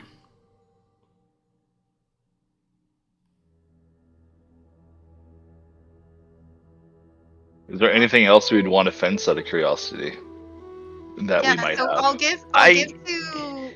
who's gonna go fencing? Well, Julian and I can do it together. I mean, either one of us can do it at the exact same time because we're both essentially part of the myriad with the same connections. Just so you know, fencing takes time. Yeah, well, yeah. Just so you know. So she'll give to you guys the soothe salt. Okay, so you guys Mm. have that. I would actually Wait. argue against the stew salts to maybe hold on to that because we could use that if we ever needed. Because Ankarel's going to be Yeah. like a big city, and if we ever need to like, I don't know, maybe kind of do some nefarious shit and be like, hey, I slipped this into some dude's tea. Watch him fucking freak out, and I don't know, it benefits us Okay, if somehow. you really want to. How I just know about it's we working not well. fence anything here? Isn't this a broke town? Like what? Well, we True. have we Why well, are you trying to okay, sell that's true. We could maybe Maybe get go to more gold the of a like for wheat the dollar. over market. here? Like let's sell stuff, in a place where people got money. Okay, Nia will hold on to her sooth salts. The drugs. Yeah, maybe hold off on the fencing because Ankarel's going to be a real big city and everything, with a lot of shit there. At least I think it is, or it's portrayed as maybe. I do think we should. You were looking up. I know that the conversation had moved forward, Nick, but you were looking up your notes about that anchor, and I think you were. I asked the question about do we just simply smash it, or is there more of a I was dispel gonna. process? I only have a little bit of notes from like what it is and what it looks like and everything, so I'm gonna spend more time just identifying all these things. But I think Tom had said that, like, yeah, it acts as an anchor point. Either just quote me if I'm wrong, Tom, or anything, but it's like destroying it or whatever is like a tie to the abyss. I don't know if it closes the entire abyss here or how exactly that process needs to be An done. abyssal anchor, once placed on the material plane or any other material that's on the abyss, creates a tether between that plane and the abyss, a connection point, a tear in reality. It must remain in a spot for a certain amount of time, you're not sure how much, before that tear forms and widens over time. Shit. So we brought that here. I'm I gonna mean, if say we always goodnight. carry- I'm gonna head to if bed. we- Night, Good night, night. I mean, guys. if we Alright, always good night. carry it around with us, it's not gonna have the time to anchor anyone. We're always Yeah. moving. Wright even voiced a comment that he wanted to destroy it. Basically, the way to destroy it, in his opinion, is just destroy basically the glowing part of it to like stop it from functioning. But he wants to show it to Varenfels first when it's functioning, and then break it for him so it's done, and be like, this stuff is still occurring inside the Rise. People are doing this, making your lives hell. Then maybe I misinterpreted because I thought it was like an anchor point, like getting rid of it and smashing it would be like closing or sectioning off or making it a lot harder to travel to the material plane. No, if it stays in one point for long enough, it will open a rift. Okay. Well, I would love the honor of breaking it. If you want to talk to Varen first about it, but we can do that.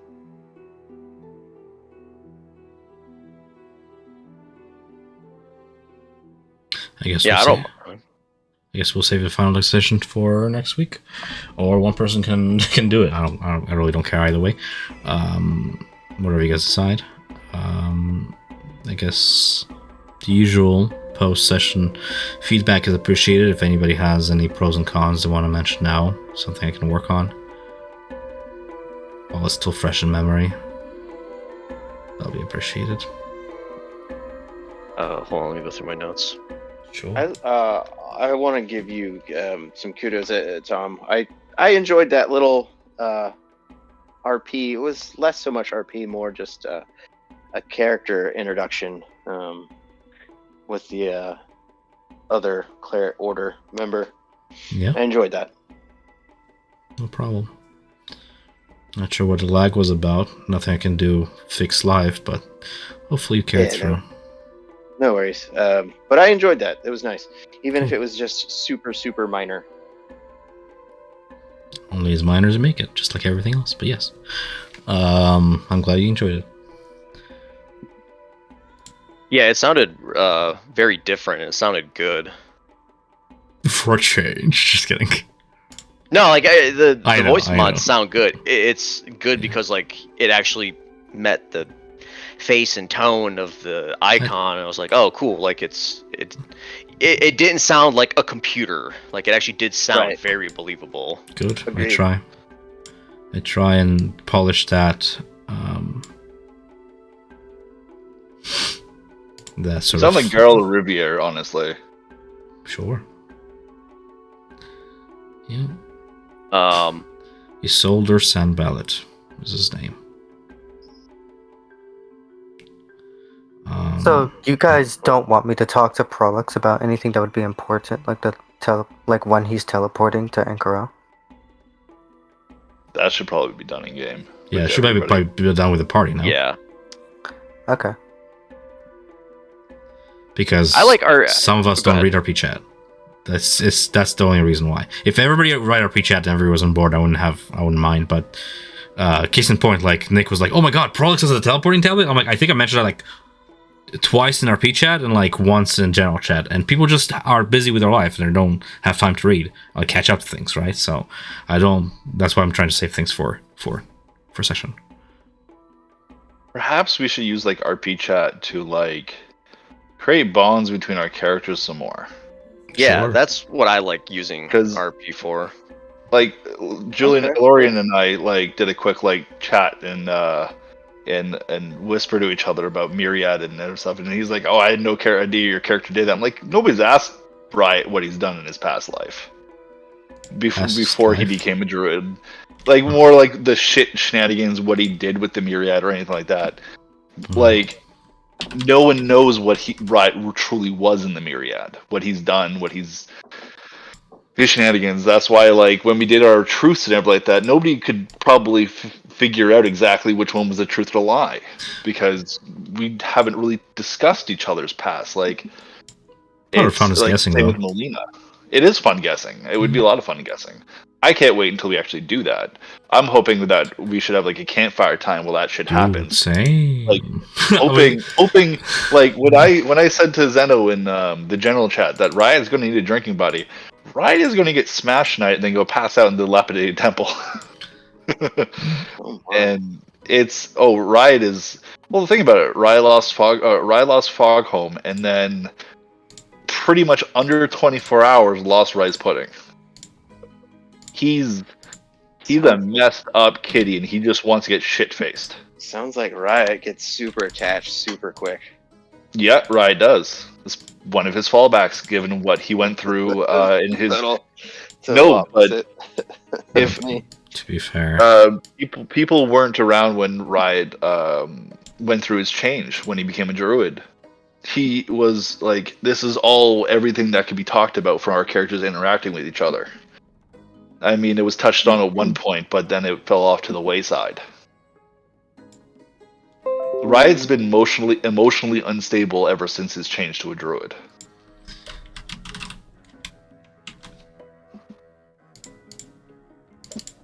We need to get you some antidepressants. drugs. Get bath salts.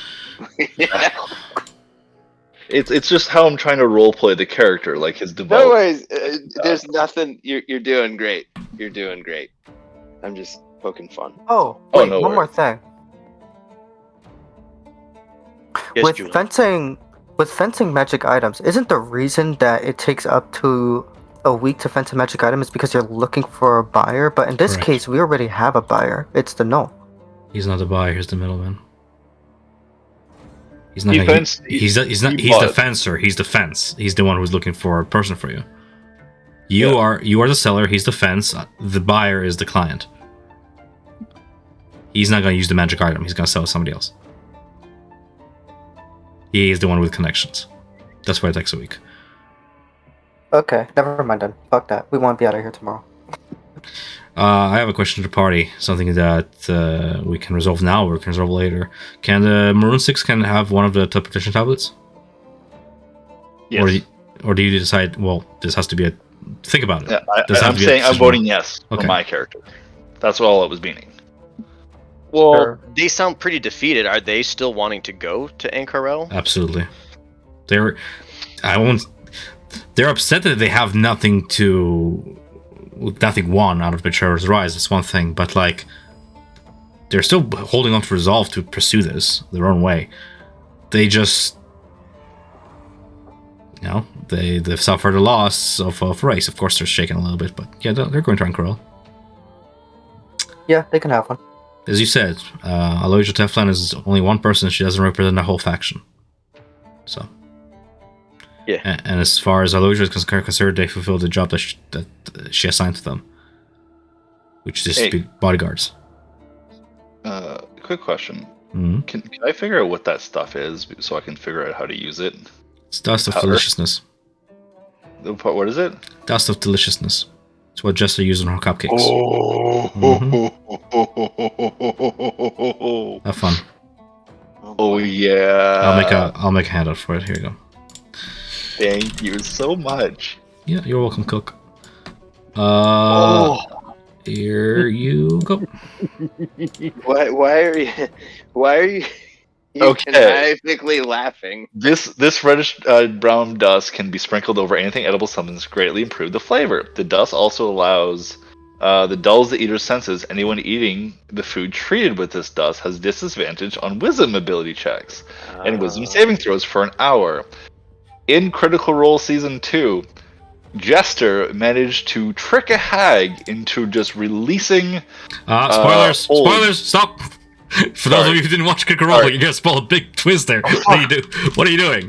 Nobody else watches it. You don't know. They might. You're gonna spoil a huge fucking thing. What are you doing? Oh god. Okay, fine. I laughed so they hard affected when the that hag. That's happened. all you need to know. Don't spoil it, dude. Like it's... Affected the hag. Okay, it affected the hag really nicely, and let's just say we could have some fun. Well, Rye could have some fun with it. I haven't dropped the Traveler yet, exactly. 6 uses? Okay, thanks. Yes. I haven't dropped the Traveler yet. I have a few things that I want to do with the Traveler still. We were in Betrayal Rise where everything was freaking serious. I couldn't do anything. What's the Traveler? It's what his patron used to be. As a Warlock. I'm laughing because that's the appropriate response. Who's the Traveler? Like nobody Exactly. knows. Yeah. What? I can tell you out of character unless you want to know in character. Like what? Mm-hmm. You were a warlock? Riot was, yeah. No, nobody. I even spoke up about that actually when we were. This was before Anthony joined. Yeah, I know, but I did speak about it though in Betrayer's Rise when Julian said he was a warlock. Yeah, but you have to understand from other people's perspective. Like this, Anthony will keep notes on what he witnessed in session. He was not there to witness your change. So, just to be fair. Yeah, no, that's why like a lot of this, like even other people like in the group still don't exactly know what Riot went through. So does that mean you no longer have the patron, or you're still sort of bound to this patron? Well, I'll tell you out of character, but he's no longer attached to the Traveler. He doesn't have any of the powers. He relinquished them to become a druid, but it doesn't stop him from talking to the Traveler. I thought you were a paladin. He was a padlock. He's a paladin warlock. You multi-class. Yeah, see, that was all before me. So I see. Yeah. I didn't realize it was a multi-class thing. Like you were a paladin warlock. I thought you were just a paladin.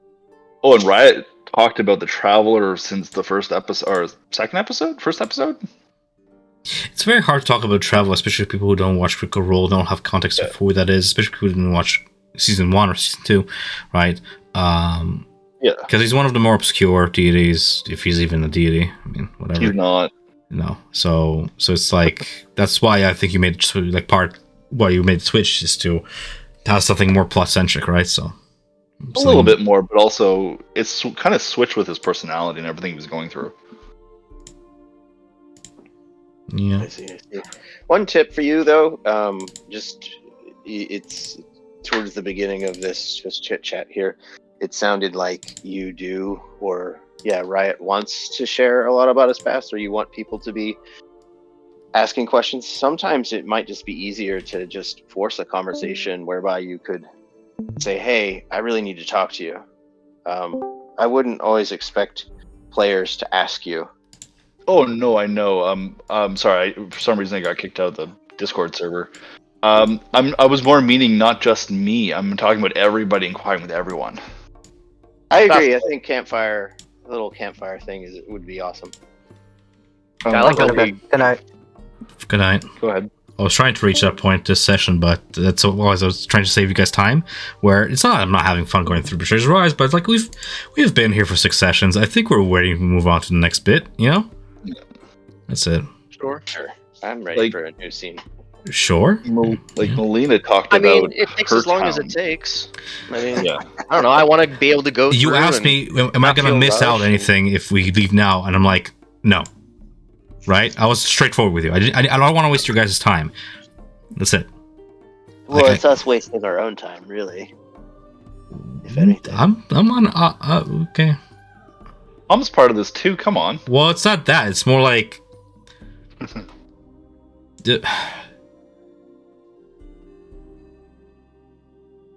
There's. Like, out of game, there's no more for me to present in this place. I can only. It's like going to a cave, you know? Like, you can only investigate a cavern so long before there's nothing more to present. So I was just saving you guys time. In my. It's what I keep telling myself, I guess. Yeah, it takes as long as I don't want to make you feel like you're being railroaded, but at the same time, I want to respect your time, and this is a game, and there's more narrative and choices for you to make ahead of you, versus feeling like you're just going through a rule for no reason.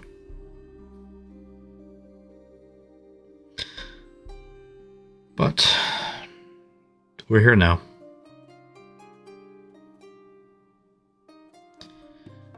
Hopefully next session we'll actually get to Ankarel or wherever it is we're going.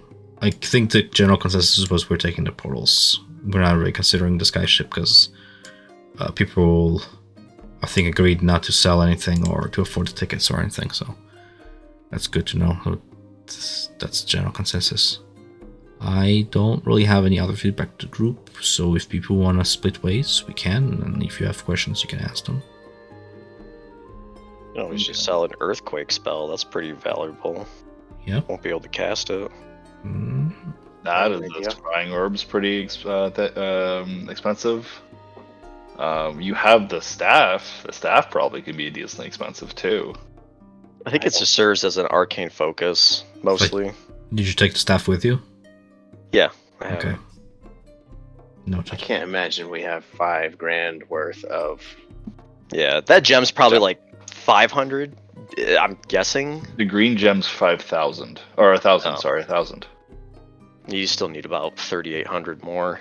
Another. It's something, but I think a level 8 spell, that's huge. Like, there's got to be so few of people who can cast that and have it in their repertoire. It's like, woof. Like, we have a gemstone of 1,000. We still have another ruby for 100. Riot is not going to relinquish the diamond he has because that's going to allow him to res somebody if they die. Do you want me to save you some more time and tell you how much that spell scroll is going to say cost minimum to sell? Sure. Not cost, Yeah, but like sell for? Best. 5k. Oh, there we go. There's our ticket. Well, You're that's sacrificing an 8th level spell slot that you might use later, but that's the sacrifice you're making, right? Yeah, That's good to know. I just put the time. How much would the level 5 summon Draconic be? Depending on how you rule, of course. But I'll be honest. If we just take the tablet and we can sell a scroll spell, an Ankarel, Yeah. and divide that up, it's like I can put so many spells into my book and still have leftover, and we can all help each other out with like a pool of money. Makes sense to me. Yeah, he has nothing. He doesn't care about. Riot is more. It's more shinies that Riot is interested in. the 5th level spell scroll will sell anywhere from 500 gold pieces to about 3k, depending who you sell it to and the buyer. It all depends on your rules and circumstances. Okay, thank you. And where you sell it, right? Because it all depends on demand and rarity, right? So just remember, I guess Lorian did investigate the spell scroll because he asked me, do I know if there's an author? And I have a Oh, calligraphy he kit. and I he can help did decipher. find the author of the spell scroll. So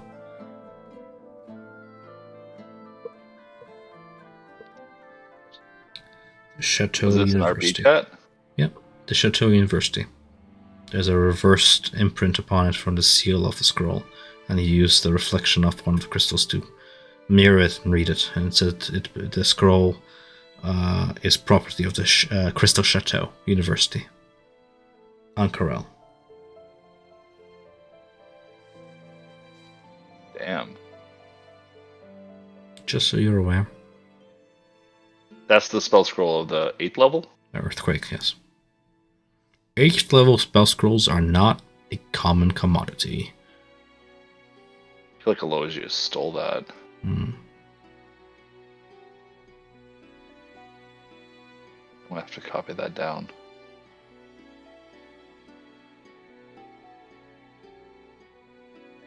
Oh, there it is. It's literally the latest thing in the It chat. is, and this is the example of why I don't want people to forward the narrative in RP chat, is because I thought he was going to bring up in session and he didn't.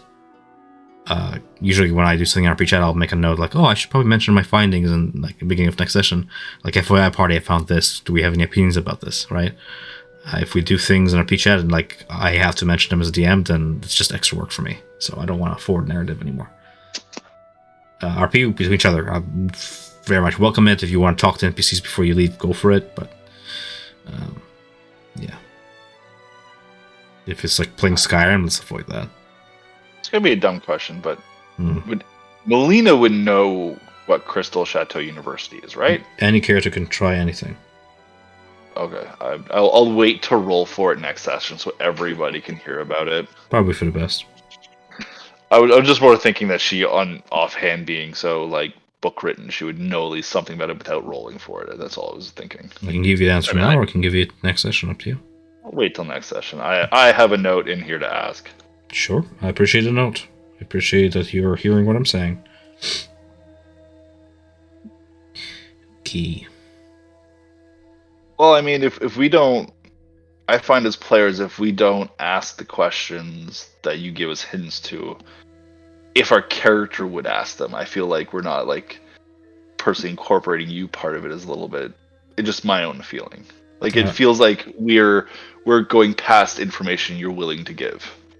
That happens all the time. It's fine. It's like the information is only as valid as your interest lies in it, right? If I talk about, I don't know, take something from the session. If I talk about like the will of the talent, right? And you mentioned like the arms of the betrayers. If the party doesn't find it relevant to ask about the arms of the betrayers, then yes, so that I have information available. But like, there's only so much the party can focus on time, and I prefer them to be focused, right? So otherwise, if it's too many things to do at once, then people will start getting lost and start asking questions like, why do we have to go down Corel? And I'm like, who's Ariel? You know? So I thought that was answered like last session. It was, and I'm fine with answering it again. I'm just, that's my point. Like when there's so many things going on at once, then people start getting confused about what's their goal, you know. And at the end, the party chooses the goal, right? And all that. Yep. All right, I'm taking off. Night, everyone. Yeah, I should probably head out too. By the way, Tom, again, thank you for the invite. It just happened that I was busy literally last night. Always next time. Always. I'm same as you. I'm house sitting right now, and You throwing a rager? You want to come? Yeah, it's 10 hours away. Yeah, let's go. All right, guys. Cheers. Mm-hmm. Cheers. Cheers.